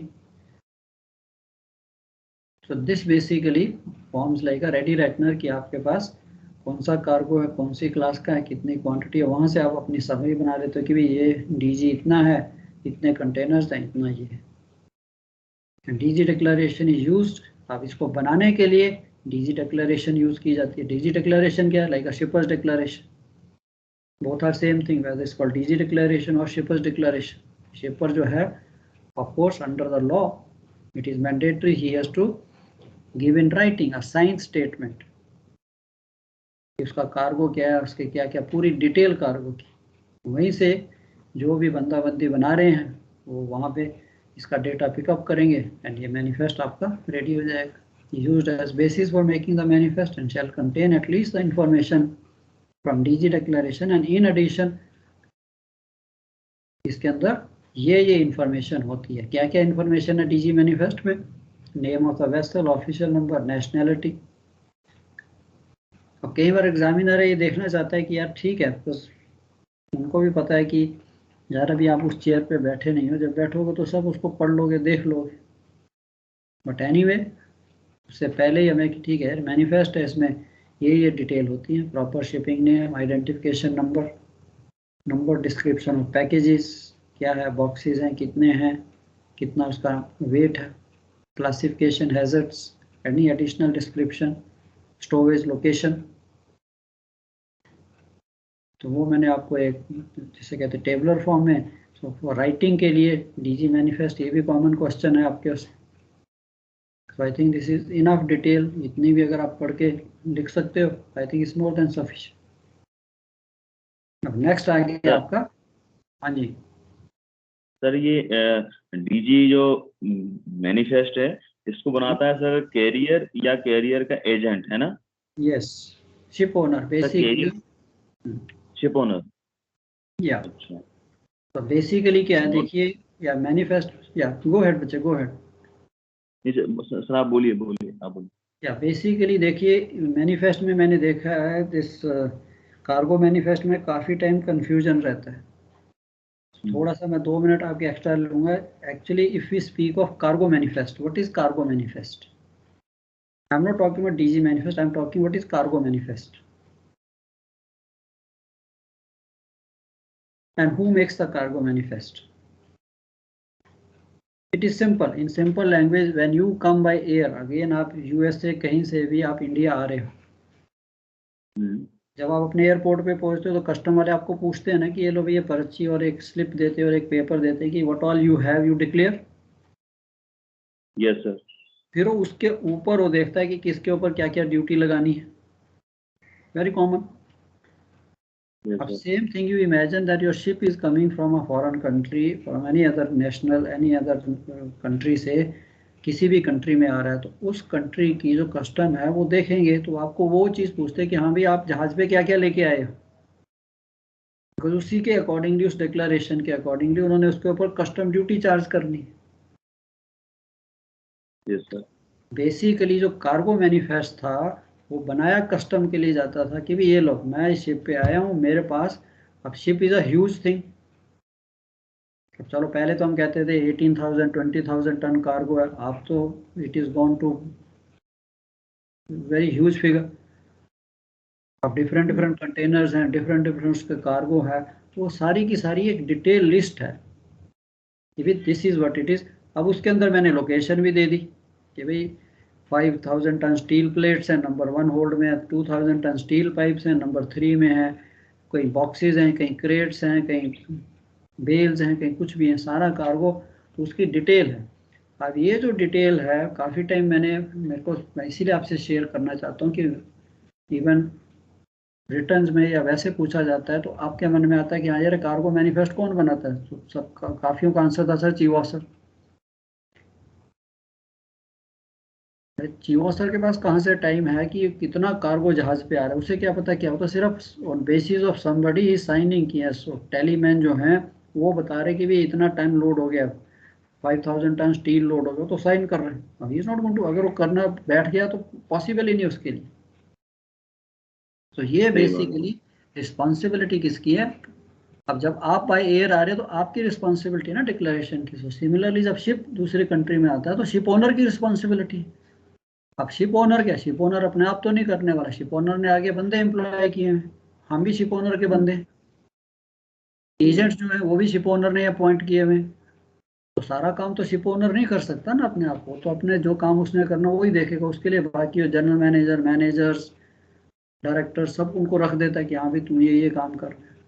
तो नेट शेल में the cargo manifest is basically made by ship owner और हिज मैन असाइंड। अब उसमें वो एजेंट आ जाए या एजेंट के ऑफिस में उन्होंने जो भी आगे फर्दर स्टाफ रखा है, तो उनकी रिस्पॉन्सिबिलिटी है कि वो बना के एक कॉपी मास्टर को दे देते कि ये लो जी ये आपके जहाज पे टोटल कार्गो है। अब दूसरी पोर्ट में शिप जाता है, वहाँ पे कुछ कार्गो डिस्चार्ज हो जाएगा, कुछ और लोड हो जाएगा, तो वो सारी डिस्क्रिप्शन तो उसके पास है भी क्या क्या वो लोड कर रहे हैं, उसी पोर्ट में उसी ने कार्गो बुक किया है। आजकल चलो सिस्टम अलग हो गया, पहले तो एक ही एजेंट था, वही कार्गो बुक करेगा, वही लोडिंग देखेगा, वही शिप की हस्बेंडिंग करेगा, वही सब उसमें जो भी आपको रिक्वायरमेंट वो फुलफिल करेगा। अब तो शिप का पता ही नहीं लगता कि शिप का ओनर कौन है। Basically ships belong to the banks today, ships do not belong to the owner. फिर वो फर्दर आगे कोई मैनेजर है, कोई उसका चार्टरर है, कोई कुछ है। तो इफ यू आस्क मी, आज के टाइम में it is very difficult to locate कि ओनर कौन है, बट ये लीगल टर्म जो है चल ही रही है कि भाई जो भी इसका ओनर है इट इज़ हिज रिस्पॉन्सिबिलिटी और the man assigned by the owner, उनकी जिम्मेवारी है। Same thing is a dangerous goods manifest, it has to be made by the ship owner और इज मैन असाइंड। अब मैन में हम सब आ जाते हैं। तो ये सिस्टम जो है, तो इसका आंसर अपने ऐसे करें कि इस responsibilities on the ship owner भी, जो भी उसको गुड्स को कैरी कर रहा है, लेके आ रहा है। और फर्दर उसमें कौन बनाएगा कि नॉर्मली शिप ऑफिसर्स के पास तो टाइम नहीं, ना ही उनके पास डिटेल होती है। इसकी डिटेल जो है सारी एजेंट्स के पास होती है, जहाँ कार्गो बुक वो इसको अपडेट करके मास्टर को एक कॉपी दे देते हैं। और आपके पास ये जो दिख रहा है, जो मैंने आपको दिखाया, इस टाइप की कॉपी होगी, उसमें सारा डिटेल लिखा हो। This is basically your DG manifest की। डीजी मैनिफेस्ट है उसमें सिर्फ वो डीजी को ही लेगा, बाकी कार्गो को निकाल देगा। पहले मैंने लिखा है the cargo which is not dangerous not to be included. चलो हाँ जी, आई होप क्लियर। सर ये जो टैंकर्स पे सर जो कार्गो मैनिफेस्ट देखा था ना सर, उस पे कंसाइनी डिटेल्स होती है और कार्गो क्वांटिटी लिखी होती है, करेक्ट ऐसे वाला देख। Correct correct. सो अभी टैंकर्स में थोड़ा आसान है। अभी टैंकर्स में क्या, you are carrying 150,000 ton of crude, नहीं बसरा क्रूड या अरब हैवी, अरब लाइट, तो वहाँ तो सिंपल एक लाइन में मैनिफेस्ट पूरा हो जाता है कि ओके जी 150,000 बैरल या जो भी क्वांटिटी है वहाँ पे शिपर इसका जी सर, गवर्नमेंट ऑफ ईरान या गवर्नमेंट ऑफ, अलग अलग पार्सल होते हैं सर, तब थोड़ा ज़्यादा बन जाते हैं, अदरवाइज छोटा ही होता है correct with consignee details and only quantity. Correct. So हर चीज़ का है कि ये तो लीगल डॉक्यूमेंट्स तो हैं, because these things have to pass through the legal departments, हर कंट्री की है, कोई ऐसा तो है नहीं। अब इसके ऊपर भी ड्यूटी है, अगर आप देखिए तो इवन चाहे आप कार्गो लेके आते हो, अब आप कार्गो जो है सिर्फ, पहले तो हमारे मन में था कि ऑयल खाली गवर्नमेंट से इंपोर्ट करती हैं, अब तो प्राइवेट कंपनीज भी अलाउड है। Reliance is importing his own crude. He is allowed to import. He is allowed to refine. He is allowed to distribute. He is allowed to sell. सबके पास है. पहले तो सब कुछ हमारे सरकार में, आपके टाइम में तो नहीं, हम थे तो एवरीथिंग वाज गवर्नमेंट ओनली. तो अब जैसे जैसे जो बंदा इंपोर्ट करेगा, टाटा अगर कोई ऑयल को इंपोर्ट करता है, केमिकल को इंपोर्ट करता है, तो ही हैज टू पे duty on it, isn't it? तो बेसिकली ये मैनिफेस्ट है, इसका मेन पर्पस ही ड्यूटी का होता है कि हाँ भैया आप क्या कार्गो लेके आ रहे हो और कितना लेके आ रहे हो. वहाँ पे भी काफ़ी जिगरी पुगरी चलती है. No, that's why this people become rich. कुछ कम पे करें, कुछ ऐसा करें. चलो उस तरफ तो हम नहीं जाते. सो बेसिकली हर चीज़ के ऊपर है. सो ये डिक्लेरेशन जो है, अब कैप्टन बिकम्स लायबल कि अगर आप लेके तो नाफ्ता है और डिक्लेयर आपने कुछ और कर दिया जो लो ड्यूटी वाला आइटम हो. तो कस्टम जो है it's a big department. So that is the earning for the government to run the country. तो इसलिए ये जो डिक्लेरेशंस हैं दे आर वेरी सेंसिटिव. उसके ऊपर ठीक है, चाहे कैप्टन साहब साइन करते हैं, बट ही साइनिंग, उनके वो तो नहीं बना सकते. चाहे एजेंट्स हैं, चाहे टेलीमैन हैं, जो भी है, सारा का सारा डिटेल जो है. तो this is a legal business. Shipping is a legal business. क्या भी ये कार्गो अलाउड है, ये आ रहा है, ये इतना है, ये इतना. दैट्स हम जहाँ तक concern as a chief officer कि भाई लोकेशन. अब लोकेशन तो मेरे को है, बिकॉज मैं तो ऑल द टाइम मेरे को तो स्टेबिलिटी, टेक्निकल चीज़ों का ही फिक्र है. Securing, loading, stability, trim, draft, ये उसके लिए कौन सा कार्गो कहाँ पे है, प्लस सेफ्टी. गॉड फॉरबिड कल को कुछ हो तो चाहे वो मैनिफेस्ट है चाहे कार्गो प्लान है, तो कार्गो प्लान तो तभी तो मैं सामने रखता हूँ यार, कौन से फोर्ड में क्या लोड किया हो. तो ये सारी चीज़ें जो है स्लोली अब आप नेविगेशन कर रहे थे तो आपके मन में even sleeping also you have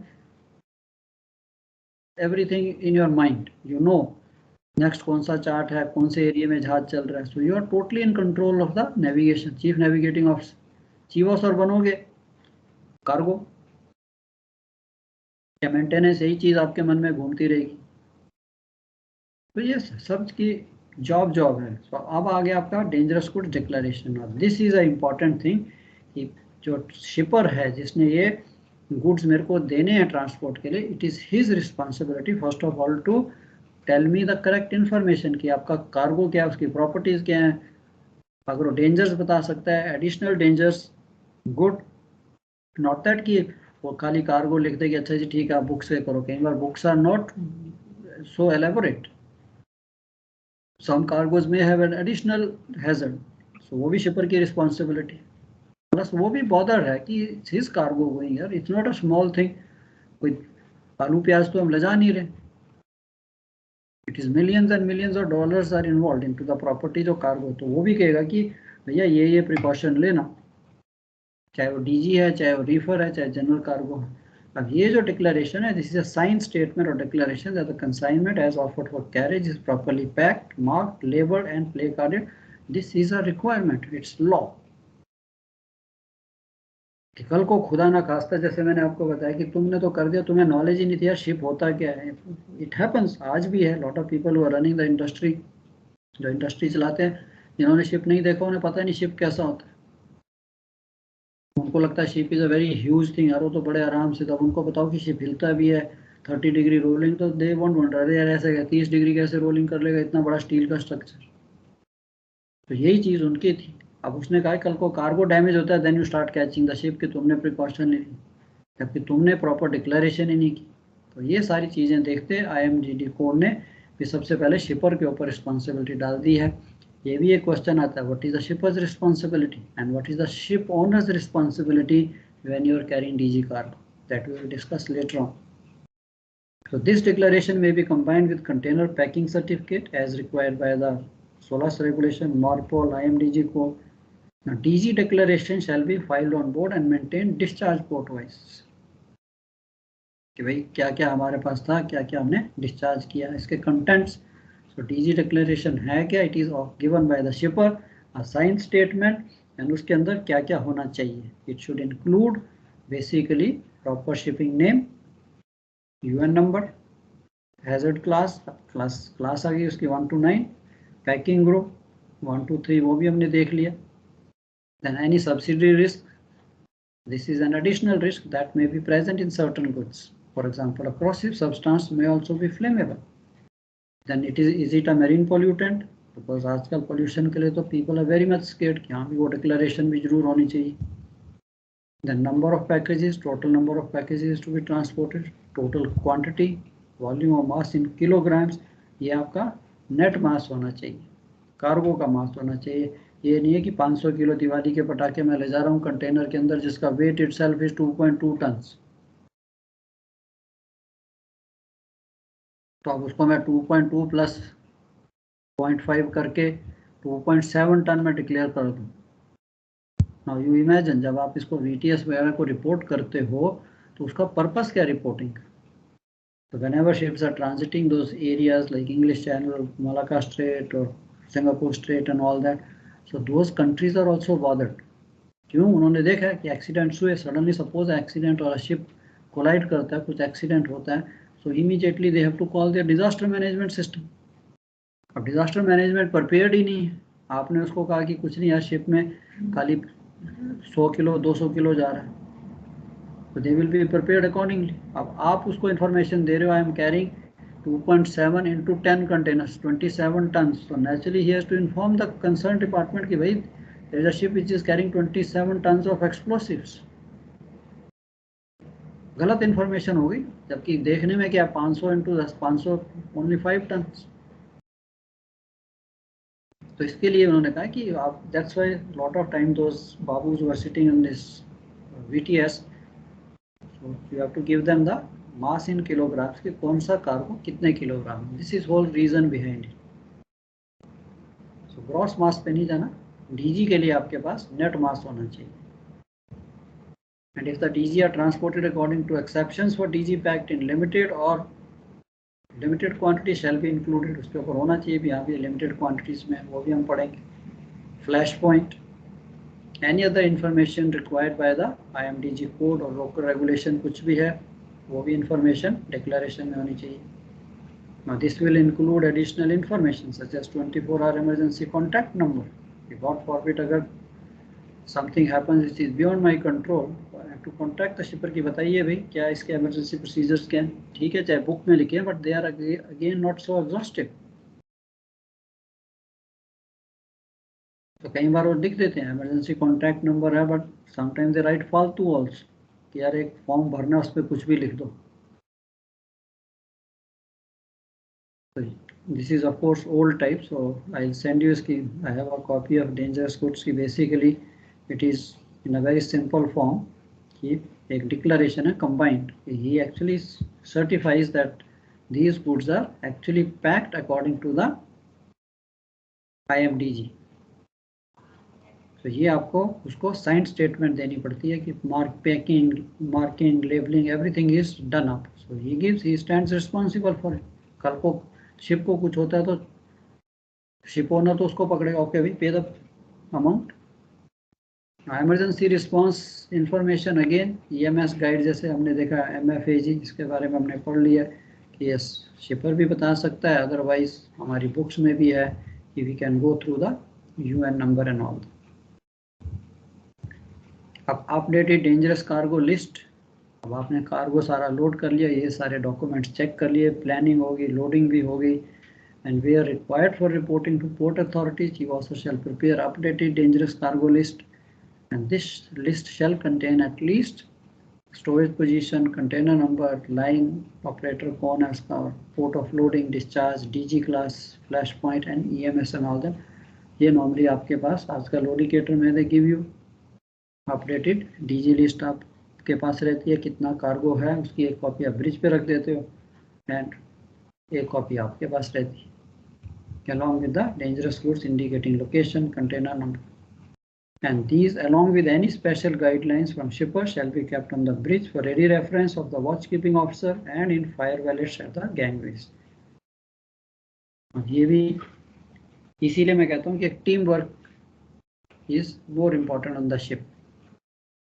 कि कोई अथॉरिटी आएगी, वेरी कॉमन इट इज़, कहने को बहुत आसान है, लिखने को बोलने को बहुत आसान है कि हाँ जी इसको ऐसे बनाएंगे हम ऐसे रखेंगे, but when we are working on the ship there are too many jobs.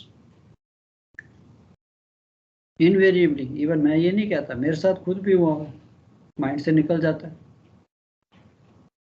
चलो आजकल तो है प्रिंटिंग की, आज प्रिंट कर दिया, 2 कॉपी बना के रख दी, कई बार माइंड से निकल जाता है। So as a third officer, जो थर्ड ऑफिसर है उसकी भी रिस्पॉन्सिबिलिटी है कि जैसे ही जिस पोर्ट से डिपार्ट किए, पुरानी वाली लिस्ट अपने फायर वैलेट गैंगवेज के निकाली और नई वाली डाल दी वहाँ।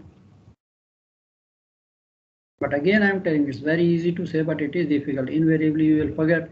And Murphy's law है कि हमने सारा काम ठीक किया था, एक छोटी सी चीज़ जो है हमें भी लास्ट मिनट में याद आती है, जब वो वैलेट खोलता है, देन आई रिमेंबर, ओह अरे तो भूल गए। बट अगर थर्ड ऑफिसर एंड आपने सारी टीम के साथ ये डिस्कस किया है ये चीज़, चाहे आप इसे क्लास कह लीजिए, चाहे आप इसे ड्रिल कह लीजिए, हैजमेट ड्रिल, तो उसमें आपको ये चीज़ें, इन चीज़ों से आपको अपने सारे क्रू को अपडेट करना है। एंड देन अगर आप करते हो, सारे बंदे अपना अपना काम करते हैं, won't you think your life will be comfortable? अब you can't keep on running around for everything. तो सबको हम डिस्ट्रीब्यूट करके अपना अपना काम करें, लाइफ बिकम्स ब्यूटीफुल। कि हाँ यार ठीक है, डीजी कार्गो है, and lot of I have seen a very good third officers, there to remind, there to come, चाहे वो अपने पास चेकलिस्ट बना के रखते थे, सर एक कॉपी, अच्छा हाँ यार भूल गए, चलो इसकी फोटो कॉपी निकालो, वहाँ पे डाल दो। लेटेस्ट क्रू लिस्ट चेंज होती है, वहाँ पे क्रू लिस्ट डाल दो। बट आजकल I know that lot of people are less. तो ये सारी थी आपकी, ये तो थी आपकी सारी डॉक्यूमेंटेशन हो गई कि ये डॉक्यूमेंट्स हैं, ये हमें चाहिए, ये मैं चेक करूँगा, एंड रिक्वायरमेंट्स क्या हैं, दैट्स ऑल। बाकी आपका शिप इक्विप्ड है, शिप के अंदर क्या क्या होना चाहिए, दैट आप वो भी आपने देख लिया। एंड सबके पास एक किस्म का डिवाइडेड जॉब है। Captain also sees that he sees कि हाँ भाई जो मेरा सर्टिफिकेट है, DOC है, वैलिड है कि नहीं है। ये नहीं कि पोर्ट में आगे and somebody comes to check and you find, oh, DOC is expired and you are carrying DG cargo. अब स्टोरेज के लिए प्रिकॉशन है कि हाँ जब आप DG कैरी कर रहे हैं तो yes, it is not a normal cargo, anything can take place. हमें थोड़ी सी एक्स्ट्रा हमें कॉशियस होना है, हम सबको कॉशियस होना है, यस, लोडिंग डिस्चार्जिंग के टाइम में कोई एक्सीडेंट ना हो। Utmost care exercise for stowage of DG aboard ships to ensure proper and safe stowage in a location where proper ventilation can be provided. And goods in your CTU is basically container. Should also be accordingly packed in safe and proper manner. जब मैंने आपसे share भी किया था कि जब containerisation शुरू हुई, शुरू में कार्गो हैवी रोलिंग शुरू हुई तो अंदर ड्रम उसके अंदर घूमने शुरू हो गए एक तरफ से दूसरी तरफ, चाहे वो जनरल कार्गो था कुछ भी था। तो उसके अंदर की भी पैकिंग है, वहाँ पे शिपर रिस्पॉन्सिबल है, because he is given a sign statement that it is packed properly. So goods which are liable to interact dangerously to be effectively segregated, ये भी हम देखेंगे। And except for goods of class 1, ships are divided into 2 groupings for making appropriate stowage arrangements of DG. अब इसकी passenger ship की requirement अलग है, दूसरे शिप्स की रिक्वायरमेंट अलग है। तो बेसिकली है क्या, पैसेंजर शिप्स में भी है कि हो सकता है आप कम पैसेंजर कैरी कर रहे हो, एक है जिसमें there are lot of people. अब if I am carrying a DG cargo तो यस, अगर हम तो 20-22 का क्रू है देन तो it is okay, then we know what to do. But if there are other passengers, उन्हें तो नहीं पता, again loss of life can take place. So cargo passenger ships carrying less than or equal to 25 passengers or 1 passenger for every 3 meter of LOA, whichever is greater, and दूसरे ships हैं other ships in which no restriction is imposed on the number of passengers, passenger ship कहते हैं। ये किस लिए उन्होंने divide किया, because of the rapidity with which an accident involving DG may affect the whole ship. So transport of certain particularly dangerous materials as indicated in DGL is not permitted aboard other passenger ships where large number of people may be required to be evacuated at a short notice. तो वहाँ पे थोड़ी restriction है। Should dangerous cargo suffer accidental spill in an underdeck cargo space, precaution shall be observed for inadvertent pumping out of such spillage or leakage. ये मैंने आपको पहले बताया। तभी अलाउ होगा under deck loading if the ship has approved equipment, then only we can load, जिसमें आपका separate bilging का जो bilge pumping out का separate tank या जो भी system है, so that in case of leakage we do not contaminate the whole bilge line or the engine room. And when on deck or under deck, stowage is permitted. Stowage under deck is recommended wherever possible, except for certain articles of class 1 whose principal hazard is smoke or toxic fumes. Such cargo should be, वो भी आपकी categories में आ जाएगा, whether on deck allowed or under deck allowed. And stowage on deck only has been prescribed in cases where constant supervision is required. So they know the cargo properties, वो define कर देते हैं लोग, UN number so and so, इसकी अगर storage है only on deck or can be stored under deck. Accessibility particularly and substantial risk exist for formation of explosive gas mixtures, development of highly toxic vapors. So ये सारी background है कि मैंने cargo को store कहाँ करना है, जिसका हमें उसने रेडीमेड एक चार्ट बना के दे दिया है after seeing all these things कि कौन से कार्गो ऑन डेक और कौन से कार्गो अंडर डेक स्टोर किए जा सकते हैं. Now when storing DGs on deck, ensure hydrant, sounding pipes, other service availability is not hampered. अब आप do not think only of container ships की सर उसका तो सारा design is taken well care. Now we are talking about all type of ships. So general cargo ships were very common. जैसे मैंने आपको बताया कि we used to carry on deck. अब deck पे आपने boxes, cylinders या DG किसी भी फॉर्म में पैक्ड है उसको हमने स्टोर करना है, तो as a duty officer I will recommend that first thing we should see. ये नहीं कि चीफ ऑफिसर ने बोल दिया everything, we can not be dependent on the chief officer. छोटी छोटी चीज़ें फिर हमें एग्जाम पास करने का फ़ायदा क्या. एंड ये चीज़ें जो हैं हमारे सबको अगर हैं कि हाँ यार हाइड्रेंट हैं, साउंडिंग पाइप्स हैं, lot of time I have seen, चलो आजकल तो नहीं है, people are becoming, but again it is experience. चाहे वो डीजी कार्गो है, उसकी लैशिंग साउंडिंग पाइप से ले ली, एयर पाइप से ले ली. अब साउंडिंग उसकी जो लैशिंग है सर सब कुछ टाइट है, वायर टाइट है, सब कुछ फर्स्ट क्लास टाइट है, बट वो बांधा कहाँ पे है. तो सेम थिंग कम्स कि whenever we are carrying this DG on deck, we have to be extra cautious. Provide a clear walkway, access to all facilities for safe working of the ship, and goods can be observed and necessary precautions as deemed appropriate and initiated. अब DG के बारे में तो ये है कि यार ऐसी जगह पे होने चाहिए जहाँ पे अगर बाई चांस खुदा ना खास्ता in the case of extreme emergency if we have to jettison, so it should be possible to throw this. Access तो होना चाहिए ना डीजी कार्गो को, एक्सेस ही नहीं है तो फिर तो गया पूरा ship. And where it's necessary to prevent pressure built up, decomposition, polymerization of a substance, the package shall be stored shaded from the radiant heat. अब केमिकल वाले आई थिंक जिन्होंने केमिकल टैंकर्स कर रहे हैं, you know these things very well. कैसे chemical में ये common है polymerisation, which is a self reaction. तो यहाँ पे भी हम उसको पैकेज फॉर्म में कैरी कर रहे हैं, केमिकल्स को पैकेज फॉर्म में कैरी कर रहे, हो सकता है यहाँ पे भी कुछ चीज़. So this is again first of all the shipper will let me know, फिर उसके ऊपर टर्म कंडीशन आए कि हाँ भी इसको कहाँ स्टोर करना है, away from the heat, away from sun, और कैसे उसको प्रोटेक्ट करना है, तो वो भी हम फॉलो करेंगे. And for storage in relation to living quarters, ensure leaking vapours should not penetrate the accommodation, machinery spaces और other work spaces. Marine pollutants, आजकल एवरीवन इज बॉर्डर, चाहे वो पेंट ड्रम हो चाहे कुछ भी है, कहने को पेंट्स. आजकल you can not throw even the paint drum, you can not throw even the paint chippings. आपने डीरस्टिंग की उसको भी पानी में अलाउड नहीं, because that is also marine pollutant. Paint है. Explosives need special storage called magazines. अब ये तो था कि यस, ये भी एक क्वेश्चन आ जाता है कि जो इसकी एक्सप्लोसिव्स की स्टोरेज है वो कैसे होती है, what is magazine and all that.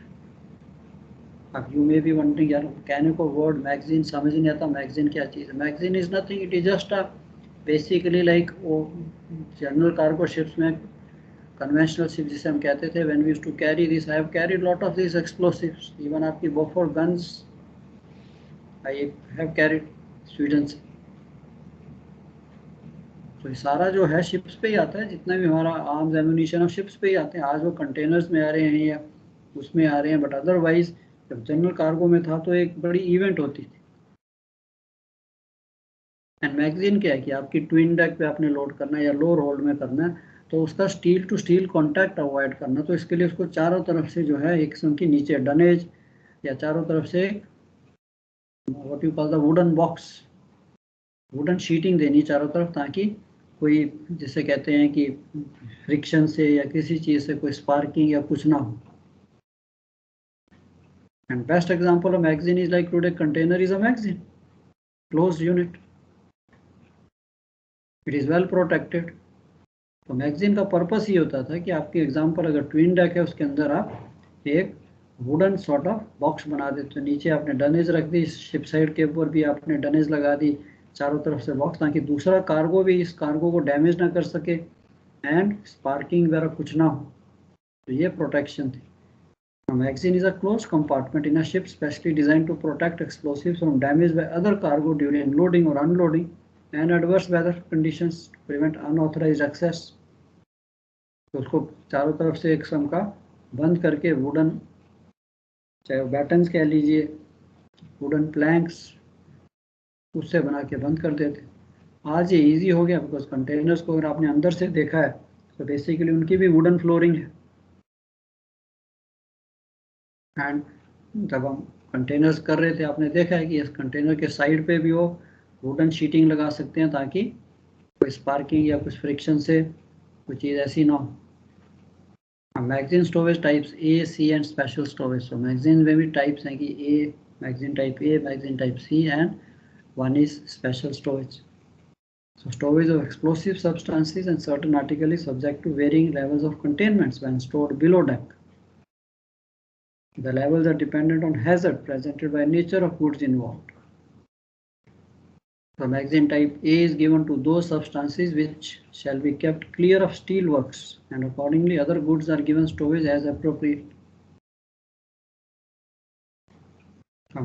Magazines for carriage of explosive, various types of magazines for carriage of explosive, ये भी मैंने काफ़ी डिटेल में, so we will see this, आपके लिए भी है कि आप एक बार समझोगे, आपने समझ लिया, लिखने के लिए भी enough language sketches are there, you can easily make कि हाँ यार व्हाट आर, एंड ये क्वेश्चन भी है, what are the various types of magazines for carriage of explosives.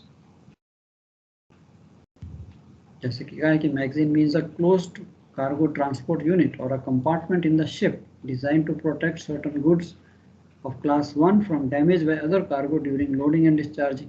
Magazine का आपने समझा दिया कि ये मैगजीन है क्या चीज़, and storage of these explosives is subject to varying levels. तो इसके लिए उसने उसकी type A, type C and special storage कर दी। अब टाइप ए क्या है, तो दो substances which shall be kept clear of the steel work. अब थोड़ी उसने उसकी डायमेंशन वगैरह दे दी, ये तो सबने अपनी अपनी तरह से बनाना था। Inner side floors of the compartment are close boarded, boarded means dunnage लगा दी, लकड़ी नीचे बिछा दी with wood, covered with wood, and ship side should also be free of rust and should be covered with battens placed not more than 150 mm apart. कि आप imagine आपने cargo hold में load करना है, तो नीचे भी मैं थिक डनेज लगा देता हूँ, साइड जो हैं वहाँ पे भी अच्छी डनेज या वुडन जो भी बैटन्स हैं उससे मैं सिक्योर कर देता हूँ। तो बेसिकली मैं एक वुडन बॉक्स ही बना रहा हूँ। एंड रूफ और deck head clean and free of rust, however need not be battened. ऊपर जो है आपकी जो डेक है उसको नो नीड, बिकॉज हम उसको गैप रखेंगे, top of the stove at least 300 millimetre clear of the deck head, तो वहाँ तो चांस ही नहीं है, कार्गो हम उसके साथ तो बिल्कुल सटकाने वाले नहीं। तो basically guards against the friction between any spilled contents and packages. And packaging requiring magazine type A storage shall have no exposed external parts made of ferrous metal. तो इसी का पर्पस है कि तभी हम उसको वुड से सिक्योर कर रहे हैं। फिर उसकी जो सिक्योरिंग वगैरह है, यस, तो इन कार्गोज को, एक्सप्लोसिव को स्पेशली सिक्योरिंग के लिए भी ऑफ कोर्स इट्स, जब ये मैन्युफैक्चर किए जाते हैं इनकी जो पैकिंग है उसी ढंग से होती है that you can very well secure them on the ship. आप उसको बड़े अच्छी तरह से उन्होंने पूरे के पूरे पॉइंट्स दिए होते हैं। डेंजरस तो है, डर तो लगता ही है कि yes, but we have to carry, we have to take precautions. So a lot of money used to be spent, I remember. But basically they give you in such a unit these explosives or missiles or these things when we used to carry. Keep, ये नहीं है कि थोड़ी सी भी कुछ हुआ तो एकदम से वो एक्सप्लोड कर जाएंगे, नो.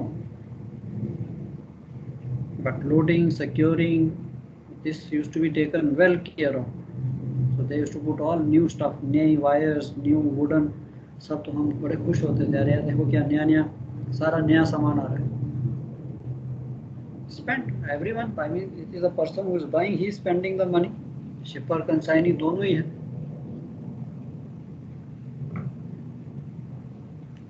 और तो टाइप सी थोड़ी सी है कि yes means a closed cargo unit position as nearly as practicable to the center line of the ship, and it shall be positioned closer to the ship side than a distance equal to 1/8 of the beam or 2.4 meter, whichever is less. So उसने कहा कि अब इसको type सी है तो थोड़ा ship side से दूर कर दो, सेंट्रल लाइन में कर दो.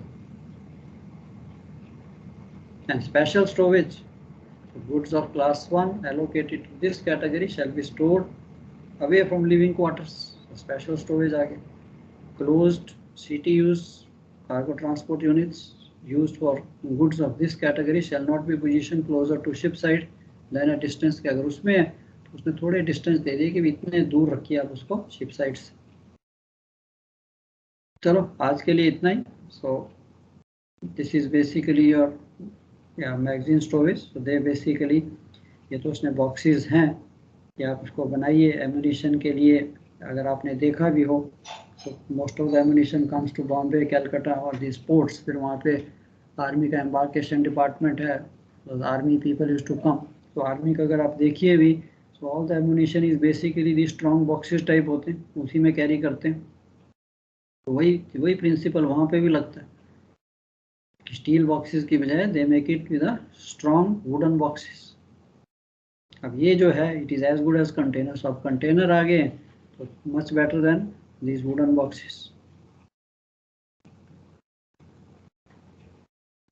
चलो यहीं तक रखते हैं आज, ठीक है. विल कंटिन्यू दिस एंड बहुत ज़्यादा हो जाएगा नहीं तो थोड़ा सा और रह गया, few items. I think maybe कल भी हमारी क्लास है 1 आवर की. So I should be able to finish this. एंड फिर इसके साथ थोड़ा सा वॉच कीपिंग आ जाएगी कि when we are loading, discharging और when we are carrying this cargo. So port watch जो है, तो there are 2 types of port watch. एक तो नॉर्मल पोर्ट वॉच, उसके प्रिंसिपल्स क्या हैं. And second when we are carrying this DG cargo, तब हमें क्या क्या एक्स्ट्रा केयरफुल होना है इन पोर्ट वॉच में. तो उसका प्रिंसिपल्स वो भी थोड़ा कर लेंगे, ठीक है. Okay, any questions from anybody? Sir वो जो डायग्राम आपने दिखाए थे ना सर कन्वेंशनल के लिए, तो वो कंटेनर के लिए भी हैं क्या सर आपके पास? मेरे पास था एक बड़ा सर्कुलर जिसमें उसने काफ़ी डिटेल में दिया. मैंने वहीं से एक ही आपको जो दिखाया था, वो कह रहे जो एक कंटेनर का दिखाया था सेग्रीगेशन, उस टाइप वाला. हाँ जी सर, जी सर. भेज दूंगा. आई थिंक उसको निकालूंगा. आई थिंक देयर इज अपने कन्वेंशनल वाले दिखाए, कंटेनर का भी आया तो बना देंगे सर. हाँ ठीक है, वो भेज दूंगा मैं. मेरे पास है, I think there is IMO का सर्कुलर है उसके ऊपर. तो उसने वो पूरी सेग्रीगेशन को समझाया हुआ है कि उसमें काफ़ी डिटेल में है, open to open to close, वो टाइप. वो जो आपने पिग दिखाया था sir diagram, red and blue boxes, वो कन्वेंशनल वाला ही था ना सर वो सब? या ना वो I think what you are talking about is, मैंने एक स्केच दिखाया था ये वाला, ये वाला ना, इस टाइप के आपको. यस सर, ये कंटेनर्स के लिए. ये देखा ना, कंटेनर्स के लिए है closed versus closed, open versus open. So काफ़ी डिटेल में है. तो मैंने एक निकाल दिया था, एटलीस्ट इससे काफ़ी जल्दी समझ आ जाता है कि हाँ यार, जिन्होंने कंटेनर शिप्स नहीं किया एग्जैक्टली लाइक टैंकर्स वाले, कि यार ये वर्टिकल है, थॉट शिप, 1 कंटेनर स्पेस क्या होती है. तो इससे समझ आता है कि हम कंटेनर्स को ऐसे स्टोर कर रहे हैं. मैं भेज दूंगा. I think I had one जहाँ से मैंने ये कॉपी निकाली थी. ये वाला भी बना सकते हैं ना सर? या मतलब वो समझने के लिए, अदरवाइज एग्जाम में तो आपने बिल्कुल छोटा सा समझ लिया तो दिस वन इज इनफ, कि हमें ये भी आपने समझा दिया, it is good enough. This is for separated from. अगर आप देखिए तो इसमें वो कहता है सेपरेटेड फ्रॉम, इसने सेपरेटेड दिखाया कि vertically on top of another one. चलो मैं भेज दूंगा आपको, हो सकता है और जो मेरे को सर जो इससे आगे वाली स्लाइड है सर, वो कन्वेंशनल वाले हैं ना सब? या ये वाली। जी तो ये सब सर। अगेन प्लीज रिमेंबर, मैं हो सकता है इसका थोड़ा एक दो टॉपिक्स का भी खत्म हो जाएगा, फिर मैं रिवीजन भी कराता हूँ। सो प्लीज रिमेंबर, क्वेश्चन को आपने पढ़ना है, and when they say about segregation of container, so do not start immediately with this only. इसके साथ नहीं शुरू हो जाना कि इमीडिएटली हम स्केच बनाना शुरू कर दें, बिकॉज पास्ट जी पेपर सर, वो सेग्रीगेशन बतानी है, फिर टेबल के बारे में, फिर डायग्राम बना के फिर कर सकते हैं। यस। सो काफ़ी, नहीं तो अदरवाइज तो थोड़ा सा बुरा लगता है, थोड़ा सा नीटनेस लेके आनी है कि हाँ यार सेग्रीगेशन क्या है एंड क्वेश्चन के मार्क्स कितने हैं, उसकी वेटेज कितनी है। 6 नंबर का क्वेश्चन है, तब आपको, अब 6 नंबर का क्वेश्चन है, उसमें आपको सेग्रीगेशन भी आपने बता दी और सेग्रीगेशन टर्म्स, ये स्केच बनाने की जरूरत नहीं है। देन यू जस्ट राइट कि भी सेग्रीगेशन का ये मीनिंग है, and segregation I will obtain from the segregation table which gives various segregation terms in this way 1 2 3 4, and these segregation terms are away from, separated from। दो लाइनें उसमें आपने ये लिख दी, that's all, no need to make the sketch until unless the question is that describe the various segregation terms used as per IMDG with sketches, तब आप sketch बनाइए। अगर क्वेश्चन 12 नंबर का है, फिर तो आप ये पूरा जो मैंने लिखा फिर ये बनाइए। I hope it is understood. Yes sir, 12 number तक आता है तब ये सब लिख देंगे सर। स्केच स्केच बोले तो स्केच बना देंगे। यस, टाइम है आपका, अगर आपके पास टाइम है, बनाने में कुछ नहीं है। Why I am cutting down, because I know each every minute cost, एक मिनट की कॉस्ट है। अगर आप मेरे को पूछे 1 मिनट भी बचेगा, मैं उतना पेपर को रिवाइज कर सकता हूँ, किसी और को अच्छा लिख सकता हूँ। तो जो रिक्वायर्ड नहीं, जो उसने पूछा उतना ही लिखें। Why should I write which is not asked in the question, isn't it? Yes sir. चलो एक बार और रिमाइंड कराऊंगा मैं आपको, before we finish the course, before you go for exam. सो कई बार हम अभी सुन लेते हैं, भूल जाते हैं। So normally I remind, but I still find कि